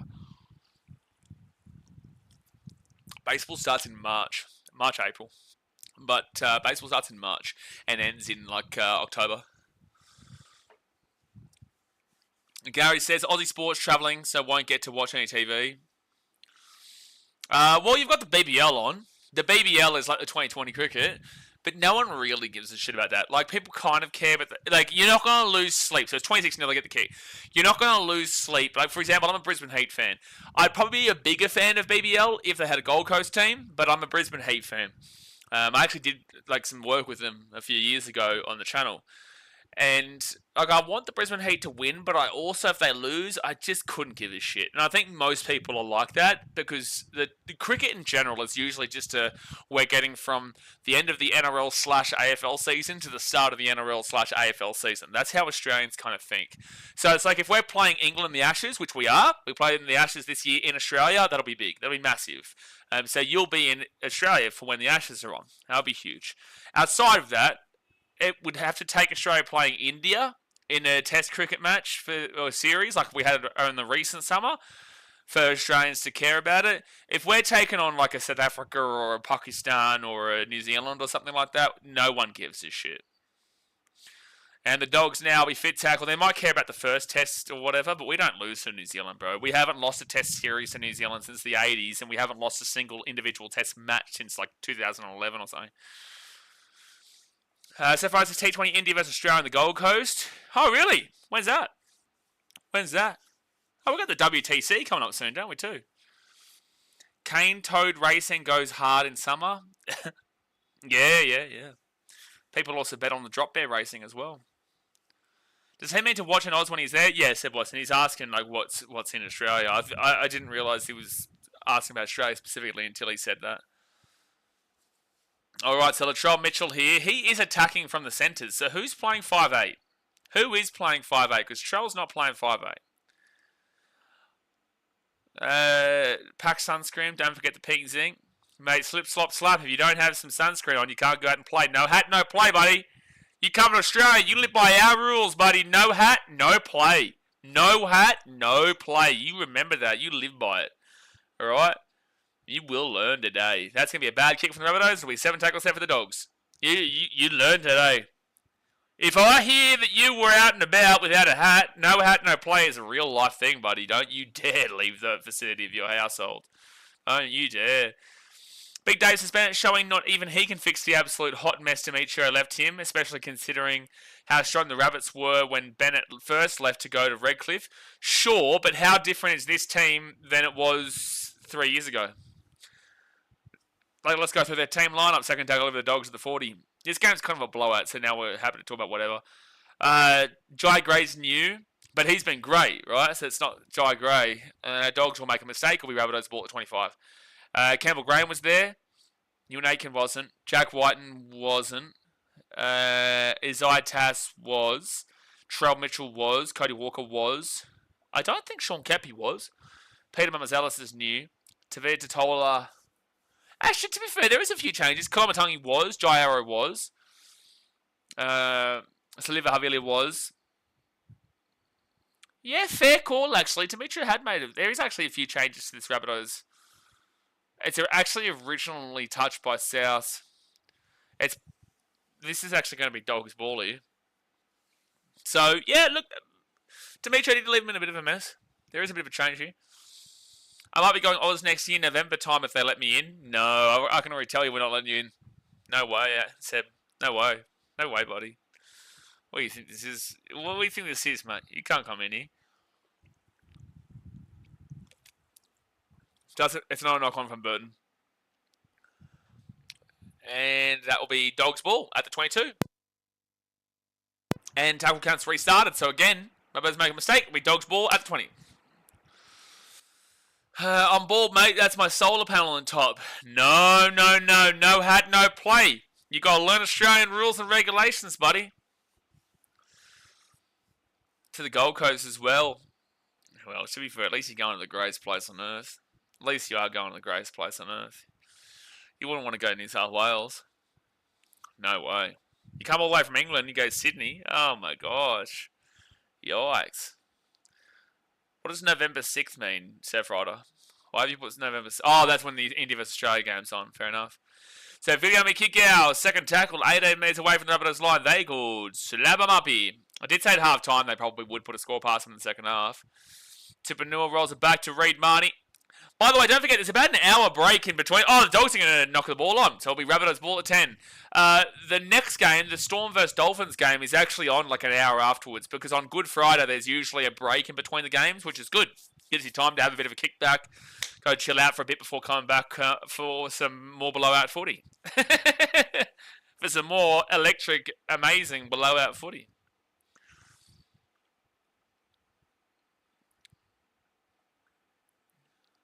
Someone messaged me saying big game that I reckon we can get it done. They're a Dogs fan. I reckon you're right, mate. I reckon you'll be right. They check if foreigners have hats at immigration, Gary. Hence why there's a different line at Sydney Airport for those that don't hold AU New Zealand passports to enforce the no hat, no play law. That is correct. Yeah, no, Big Dave is spot on with that one. So you really got to make sure you got a hat on you. Good offload there from Saliva, really. Yeah, no, it's really cool actually seeing the differences in lines and stuff like that in Australia, because you don't find that there's no like law in regards to no hat, no play in America. So it's really interesting. Seb Watson says, I'm sure we'll be doing that stuff. Wife's been there travelling after uni. I never did, but she might have a comp out there if she qualifies. Comp? Qualifies? What, is she like some professional English player of some sort? What's happening? Sydney, Newcastle, Coffs Harbour, Gold Coast, and up to Sunshine Coast. Well, you've made the right decision. You made the right decision to go past the Gold Coast and Sunshine Coast. Sunshine Coast is beautiful, but it's just a lot more quieter. Sunshine Coast is where people go to retire. Gold Coast is where people go to actually live a life. So fourth tackle now for the Dogs at 20. I'll have plenty of sunscreen and hats, guys. Hey, listen, we're not the lawmakers, buddy. This is just how Albanese's got us running lately. So 30 minutes to go here of the game. It is 26-0 to the Dogs. Hit that like button and subscribe. 26-0 to the Dogs. We are about 100 subscribers away from 30k. Let's see if we can get there. Well, to be fair, we may actually be able to get there by Monday. We may be able to get there by Monday. They're a really good milestone here. We're so close to damn well 30k. She does powerlifting. We went to Boston last year for a World Championships this year. It's Paris next year. Oh, so you... next year's Oz. So she's the boss of the household. She's the boss of the household because you can't talk back. Powerlifter, mate. You're in trouble. You're in trouble, buddy. I don't need to tell you. You know. You're in trouble, buddy. Fit tackle here at the 30 for the Rabbitohs. Northern GC is New Zealand. I would agree with that. Yeah. Oh, no. Not gone by the Rabbitohs, and it's Dogs ball at 30. Yeah, Northern GC is New Zealand. South GC is like Sunshine Coast because it's everywhere. Everyone goes to retire there. And the middle of the GC is kind of like suburbia. Highlander says we're going win tomorrow. Who's we? Kenny says, is she on the same juice Sinner is on? Oh my gosh. Second tackle here at the 40. Be careful what you say, Seb. You don't want to get yourself in trouble here. Warriors. Oh, that's right. You're Mr. I only support the Warriors when they're home. They play at home tomorrow, so you're allowed to support them. That's really impressive stuff. Bronson Terry loses the ball, and it'll be Rabbitohs 0 tackle, and they're going to get Gamble Graham, who's away, and he's to the halfway point, to the 45, to the 40. No one following him up. It'll be 0 tackle at the 40. On the dog side of the field. If Rabbitohs get beaten to 0, that'll be pretty disastrous to their season. Loses the ball, and that's a knock-on from the Rabbitohs. They may actually score 0 points today. They may actually score 0 points. They don't look good, mate. They're not looking good here, the old Rabbits. They're not looking good. Like, it's a good run there from Viliami Kikau. I don't know how Jack Whiten has just randomly lost that ball, but sure. Well, it hasn't gone backwards for you, Kevy Walters, because it's clearly come off of the hit from Matt Burton, which constitutes a knock-on. That's a beautiful shot of a call with that sunset in the background. The federation she is in is World Drug-Free Powerlifting, so no juice allowed and random drug tests are plenty. But then again, there's ways to get around, isn't there? Just ask China and Russia in the Olympics. Just go and ask the old Chinese swimmers in regards to drug-free. The old Chinese swimmers. 20 years ago, China never used to have a single person that's swimming, and now, you know, it's a surprise that they're all the best swimmers in the world. Kenny says, is the Tennessee quarterback who was holding out his NIL deal news over there? I mean, NFL deal.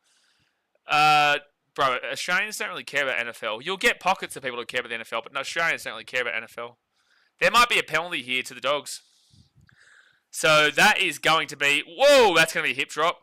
That's going to be a hip drop. This is going to be a penalty, and Matt Burton may be injured. God bless him. I hope he's all right. Oh, college football. Oh, man. No, even college football, no one will have heard of it over here. No one would care. College football is not a big thing at all in Australia. There's going to be a penalty. Yeah, Aiken has been the bin already once today, but it will just be on report. Being told your team is probably going to score 0 points live on a stream is a violation. Yeah, but prove me wrong, because they look dreadful right now. It's 26-0 with 27 minutes to go. The Dogs have got a penalty. They're probably going to score again here and go above 30. Watch out, kick out. Whiten might bite you. Bit of Luis Suarez action there. No, Kenny, college football over here. I don't mind a bit of college football, but like I'm not even that huge on it because I didn't go to a college. I know how big it is in America.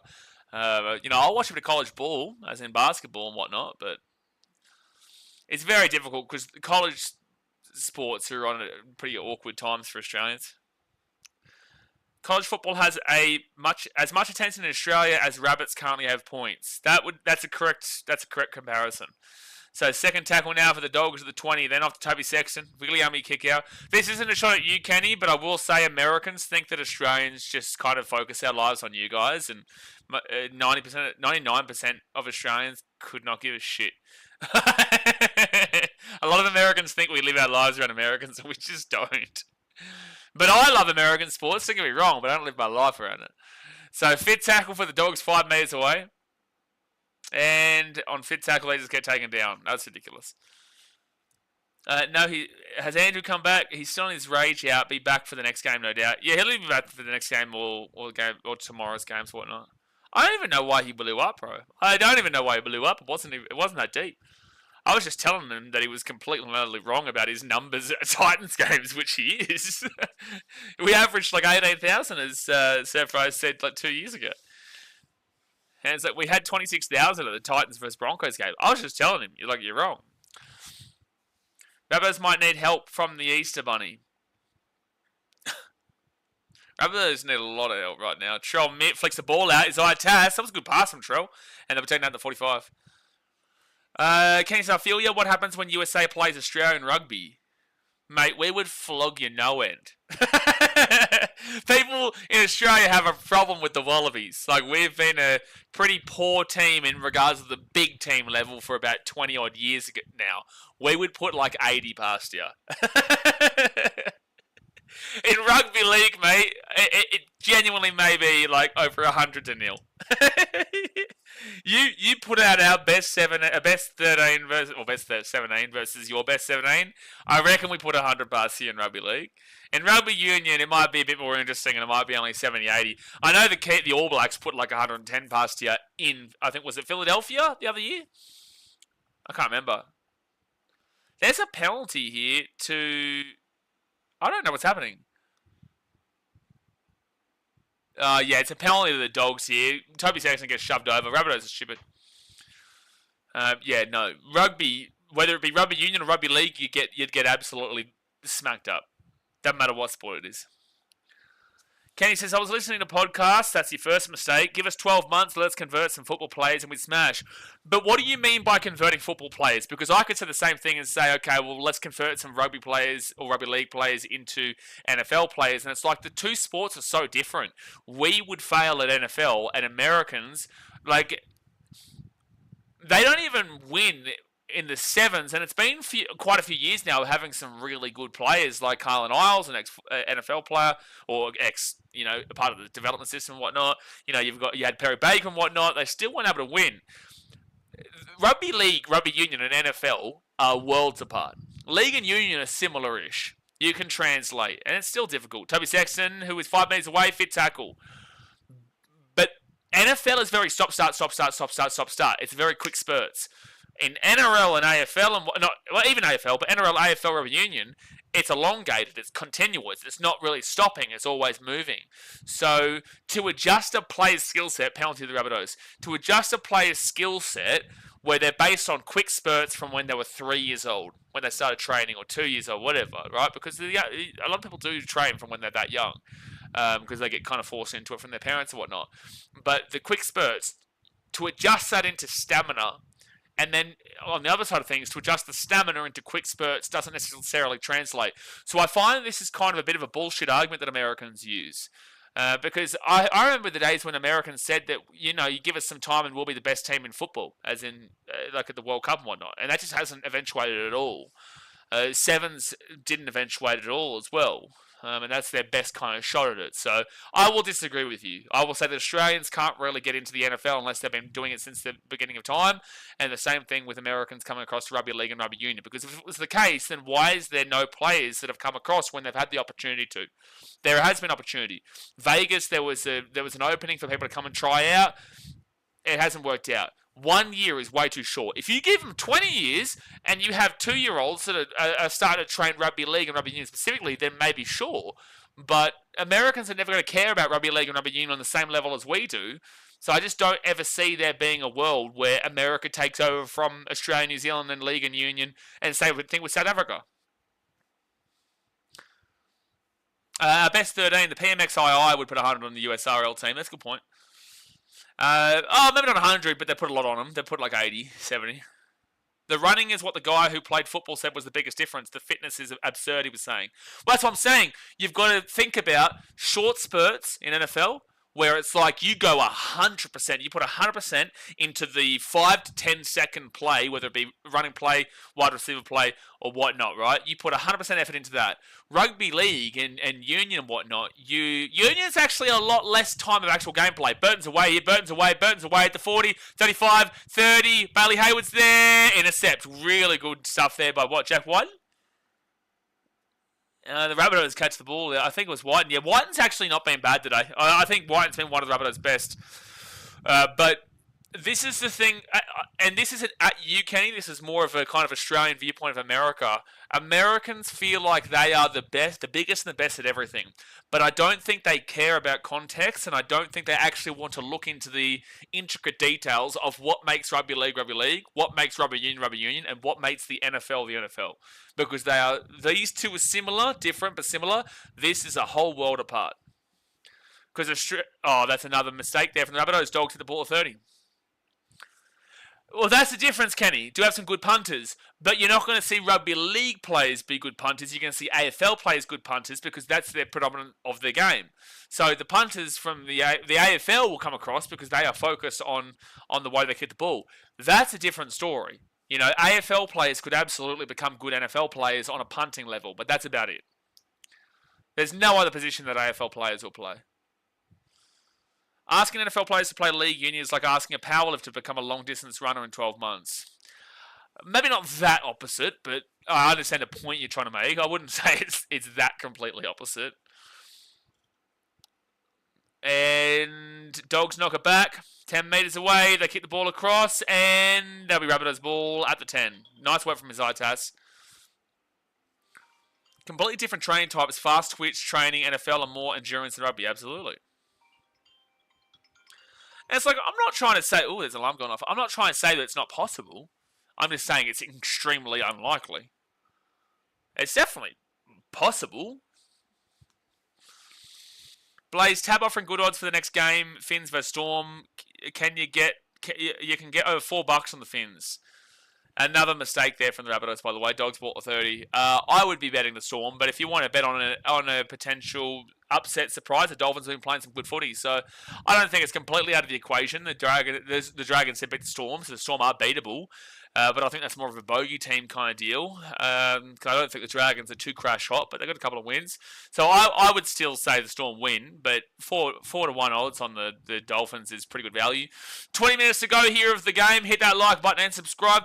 We are less than 100 subscribers away from 30k, so hit that subscribe button. Dogs up 26-0 with 20 minutes to go, and they're probably going to score again here. And the Storm aren't scared of playing at Suncorp. They have a great record at Suncorp. The Dogs 2 metres away from the line on fit tackle. Can they take it past the thrifty 30? Out to the wing. That was the worst play imaginably possible. But Crichton now gets it and kicks it across the left. This might be all right. Knocked back by the Rabbitohs. It'll be a dropout. I'd argue even Union tight 5 players would struggle to adapt to League due to the endurance needed and speed of the game. Yeah, there's more endurance needed in League than Union because League is a lot more free-flowing than Union. Union used to be more free-flowing than League, but then too many whistle blown and penalties and taken the field goal and the penalty conversion and stuff like that. That's what adjusted Union. So yeah, like there is a bit of a difference. Like I would think that Artie Sava, a player like his style back in the day, would have been really good. I would say Jonah Lomu back in like the 90s and whatnot would have absolutely demolished in like a rugby league standpoint, but not every player will translate correct. But, you know, like for example, Israel Folau, he started out in rugby league and was great in rugby union, one of the best in rugby union. Who's other ones? There's plenty of other ones. Carmichael Hunt didn't really do... Oh, Carmichael Hunt went to AFL, sorry, and didn't really kick it on. Marika Conabetti was a good one from rugby league to union. Colin Betty. There's plenty that have come from League to Union. Not everyone's going to kill it, though. Kenny says, but you could implant Tyreek Hill. Tyreek Hill would get whooped in rugby league, bro. Tyreek Hill would get smashed in rugby league. No way. Tyreek Hill's got speed, but we've got plenty of speed in this game.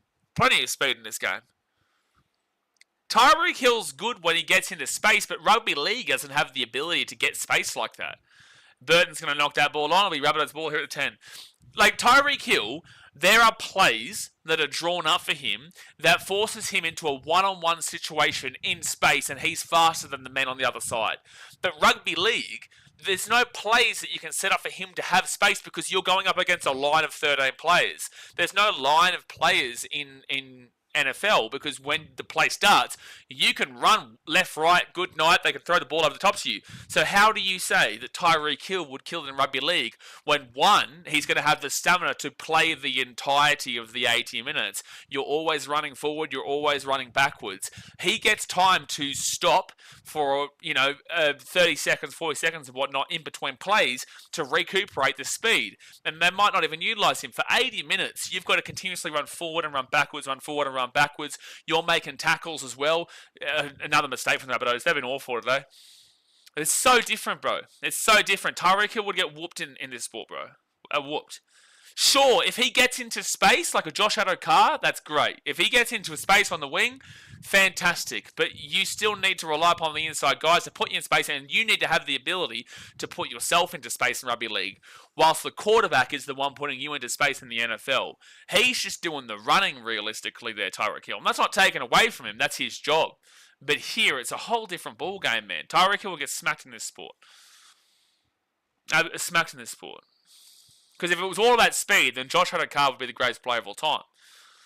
Or Alofiana Khan-Pereira would be the greatest player of all time for the Titans. But that's just not the case. Fit tackle leave the Dogs 3 minutes out. No helmets or padding in your league. Yeah, I would actually argue that sometimes can make it harder with helmets and pads though too. Good kick, and it will be Dogs ball with a dropout. Rabbits have had no ball today. It's been their own fault. Is this the Rabbits or the Knights? So many drop balls. Oh, the Knights one was way worse last week, but the Rabbitohs have been very poor today, yeah. Big Dave says, Jonah would be the ultimate edge forward. Jonah Lomu would be an amazing back rower. Oh, yeah. You wouldn't be putting him in the centres of the wing. You could put him in the centres, but I'd put him in the back row for sure. Sonny B. Williams, a great one, Surf Rider. That's a great point there.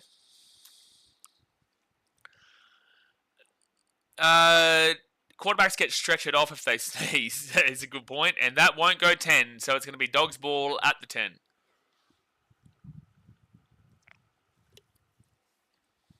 And this is the thing, Kenny. Your opinion's fine. Like, if you want to have the opinion that Tyreek Hill would come in and be a monster, then great. But tell me why. Tell me why he would be great in this sport. Jason, be sure to hit the like button. Jump on the chat. Almost at 30k. Almost there. So Dogs ball here at the 10. First tackle. Sebon says, most sports that you play high level are completely different muscle types that you train all your life, and your body isn't have to knock on there from the Dogs. Dry Gray will get this ball out, and it'll get to the 15. You train all your life, and your body isn't used to the completely different sport at high level. Correct. And there'll be second tackle now for the Rabbitohs at the 20. Let's see if they can complete this set. Tackle in opposition 20. Dogs 50. Rabbitohs 2. Wow. 50 to 2. Tackle in opposition 20 is crazy stuff. Crazy stuff.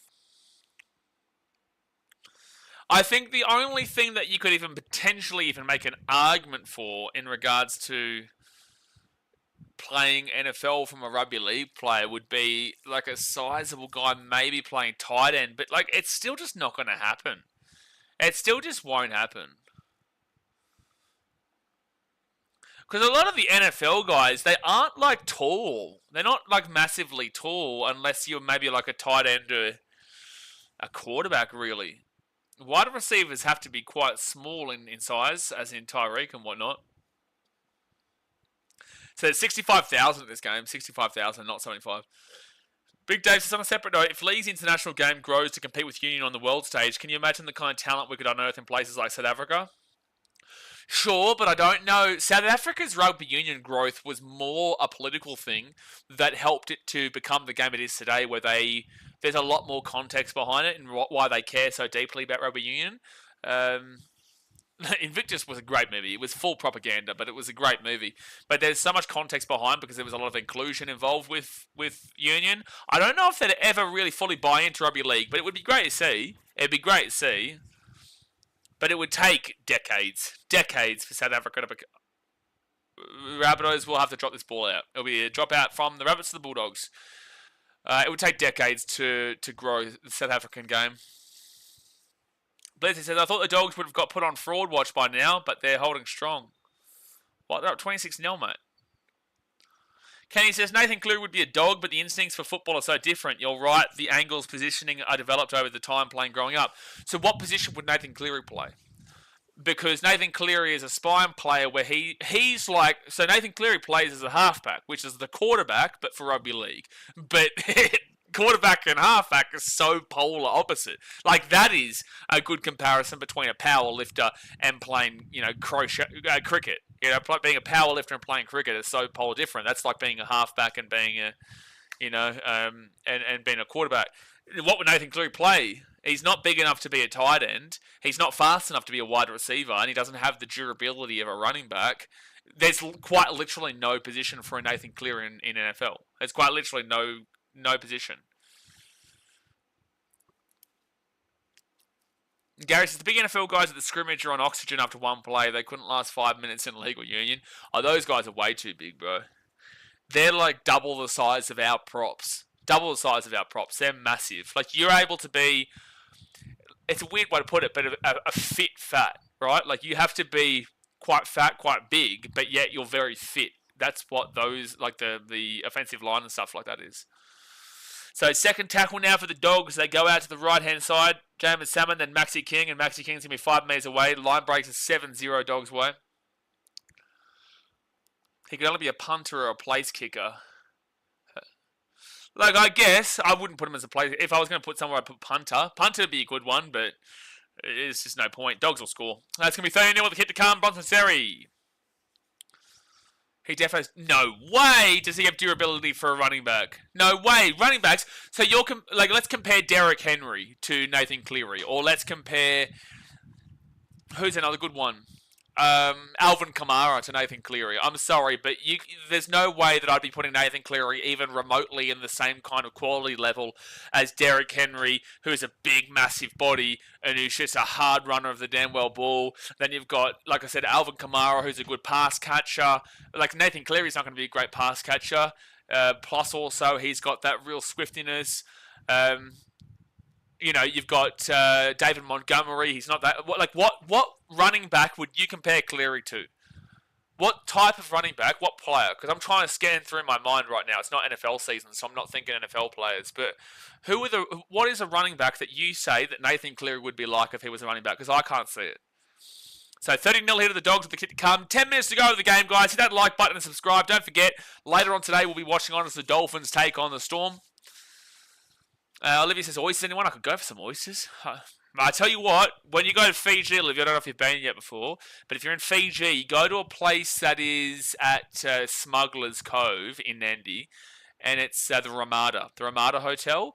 Up the top, there's a great restaurant where it looks out over the Nandi Bay. Beautiful on a sunset, and they make some really good, it's like a satay oyster thing. Kilpatrick oysters. It's amazing.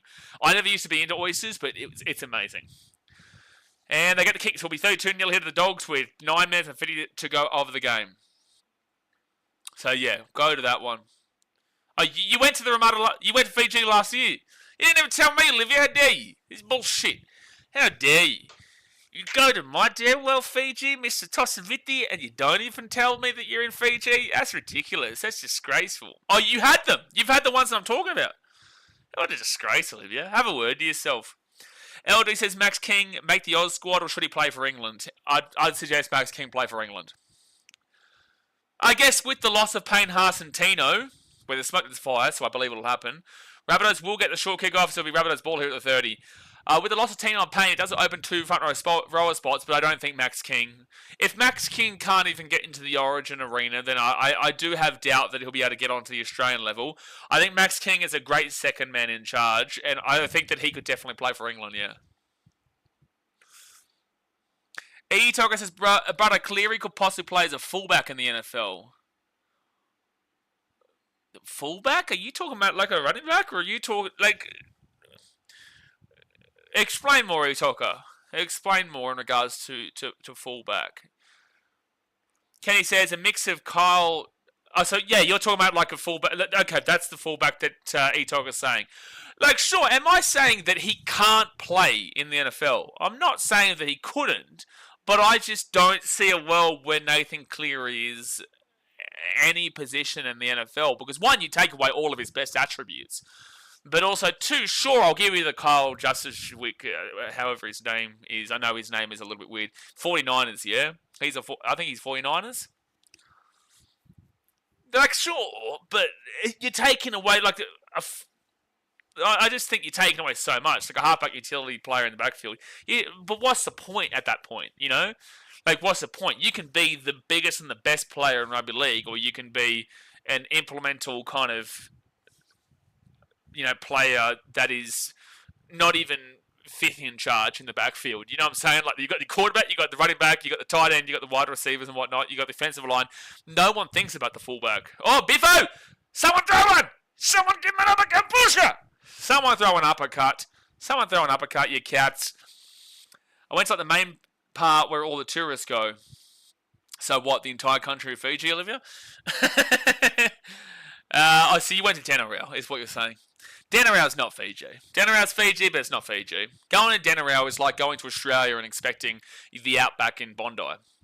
That's what going to NRL is. Casey Thompson says, who you got next game? Is Storm going to roll them, or will the Dolphins continue their recent form? I've got the Storm to win well, but I can see a world where the Dolphins continue their form, but I'll go Storm by 13 players. Surf Rice says, can't wait for October, the return of the League Ashes series after 22 years. Australia vs England 3-test series. Oh yes, us Aussies are terrified. Aren't we, Seb Watson, mate? We're quivering in our boots, mate. We're quivering in our boots.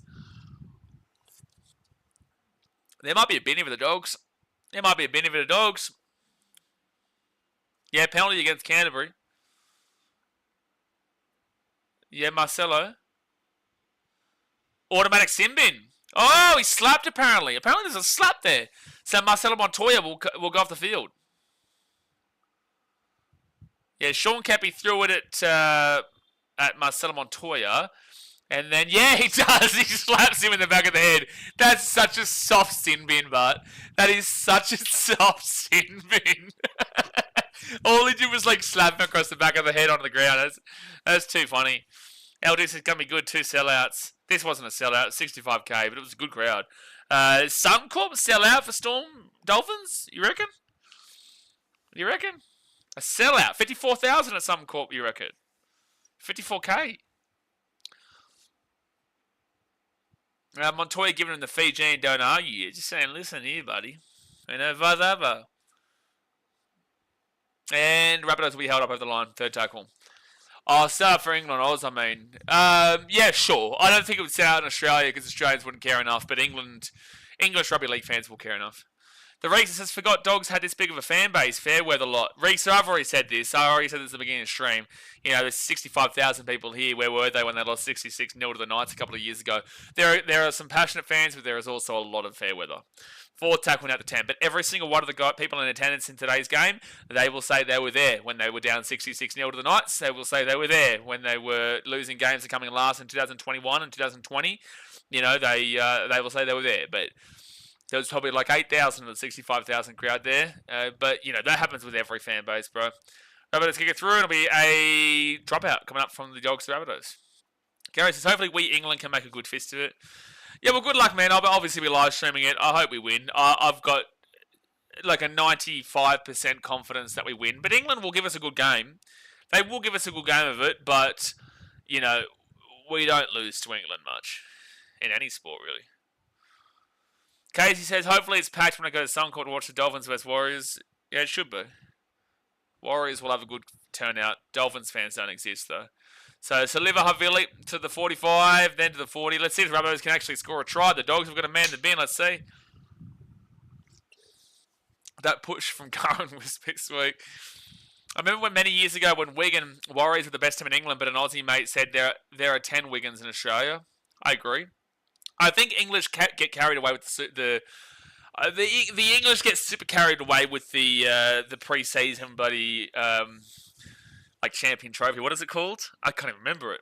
What's it called again? When Australia takes on England, the English really care about it. The Australians don't. That's why the Panthers have never won it. I can't think of it. There's something challenge. I can't remember the name of it. What's more popular, cricket or rugby? If you're talking about rugby league, then As a nation, cricket. But as in, like as a nation, you'd say cricket, but then it depends on what state you're talking to, whether it's rugby league or AFL. Penalty to the Rabbitohs here, 20 metres away.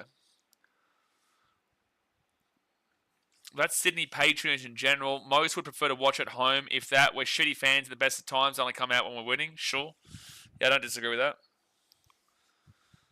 But AFL is a sport dedicated to making the on-field experience better than the TV viewership. Whilst the TV viewership is specified as the main importance of rugby league, because you can see the whole field comparatively to AFL, where you can't see half the field on the TV. World Club Championship, thank you, Gary. Yeah, Australians don't care about that. They just don't.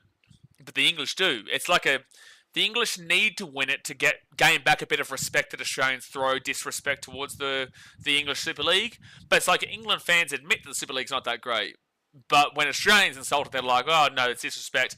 So the Rabbitohs will score here, so it's going to be 32-4 with the kit to come. Oh no, maybe you lost it. No, they're going to go to the bunker. You might have lost this. So it's like, for the English, it's we need to win this to get a little bit of respect about our sport. And the Australians are like, we don't really give a shit if we win this or not, but we'd prefer to win it. That's kind of an Australians thing. It's a knock on here. Oh, I might have held that, actually. Yeah. He's still got it. It's still good. It's still good. And he will score. Oh, maybe not. That's close. No, he'll be held up. Oh, yeah, he'll be held up. Oh, yeah, no, he won't get it. Penrith played Hull last year. Did they? No, I thought it was Wigan.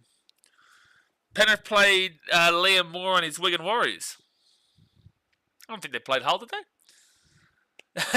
Reggie Rocks has never seen such a bad team in my life.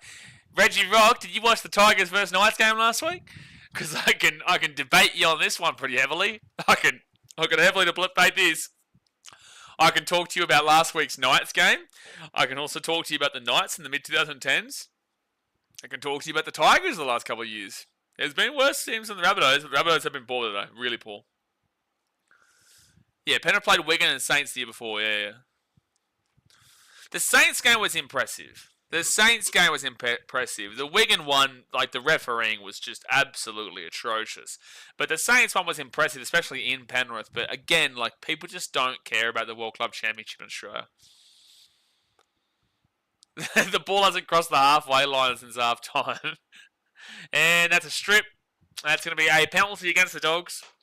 4 minutes and 50 to go here of the game. Let's just see if the Rabbitohs can score a try.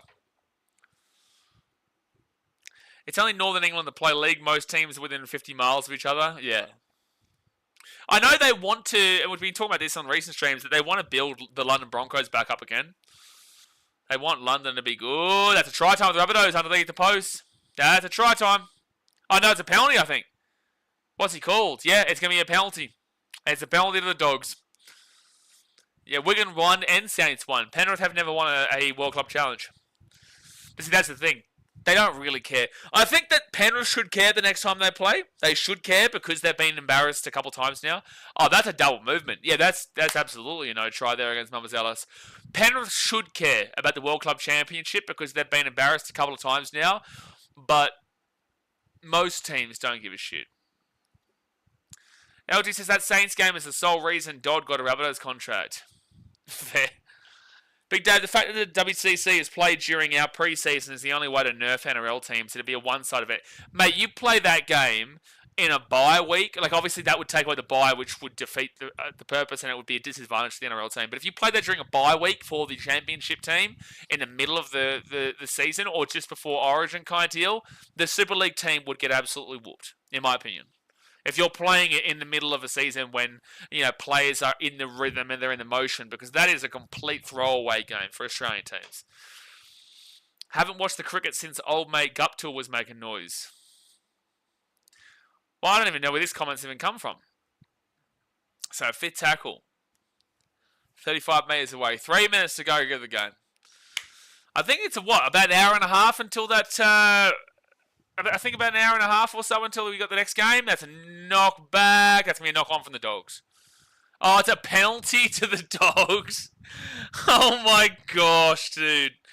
Oh, the Rabbitohs have been bad today, man. When's the next game on? 3:30 my time. Oh, 2 hours. So I start up at 3:15 your time. So about an hour and 45 minutes until our next game starts up. E-Talker says, what's your analysis of Wayne Bennett coming back to coaching the Bunnies and their performance so far this year? Do you see him retiring soon? Yeah,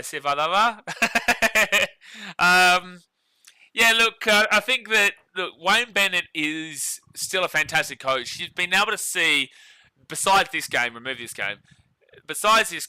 Wayne Bennett has got the Rabbitohs back into a good little bit of a rhythm. But the last 2 weeks have been super concerning. I do think they're still missing out significantly on Cameron Murray. I do think they need to move on from Cody Walker. I think they're missing Jamie Humphries quite a lot too because he's a pure 7, which the Rabbitohs clearly don't have right this current second. But I still think the Rabbitohs will make the 8 come the end of the season. I think Wayne will be able to get enough out of them to do that. That's why I had him in 7th pre-season. I'm pretty happy with around that point now. If I was to immediately react to this game, I'd probably have them for the bottom 4, but that's why you don't immediately react to teams and whatnot. So, yeah, this has been a poor game. I think overall they'll still win more games than they'll lose this year, but they're not going to be, breaking records for winning games by massive margins and whatnot. There'll be a knock on there for the Rabbitohs, so 6 again for the Dogs. So the Rabbitohs will be good enough, but they won't be competing with like the Storm and the Dogs and those kind of teams well up the top of the table.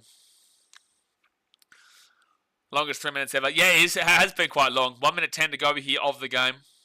Eldie says, great day of lead today. Storm Dolphins, Hull Derby, Wigan Saints. Yeah, see, no one's really going to be focusing on that. But the Dolphins versus Storm also, I don't expect it to be a good game, but it would be great to see the Dolphins turn up. It would be fantastic to see.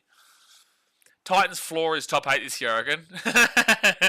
Titans floor is top 8, mate. We got a lot to prove if that's the case. Brother. The floor being a top 8 is a wild statement. The floor is still lower than we've been in the last 3 years.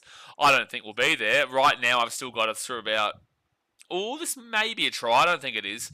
Right now, the Titans could still absolutely come in, 14th position. Again, they could. I'm pretty happy with my preseason prediction of 11th.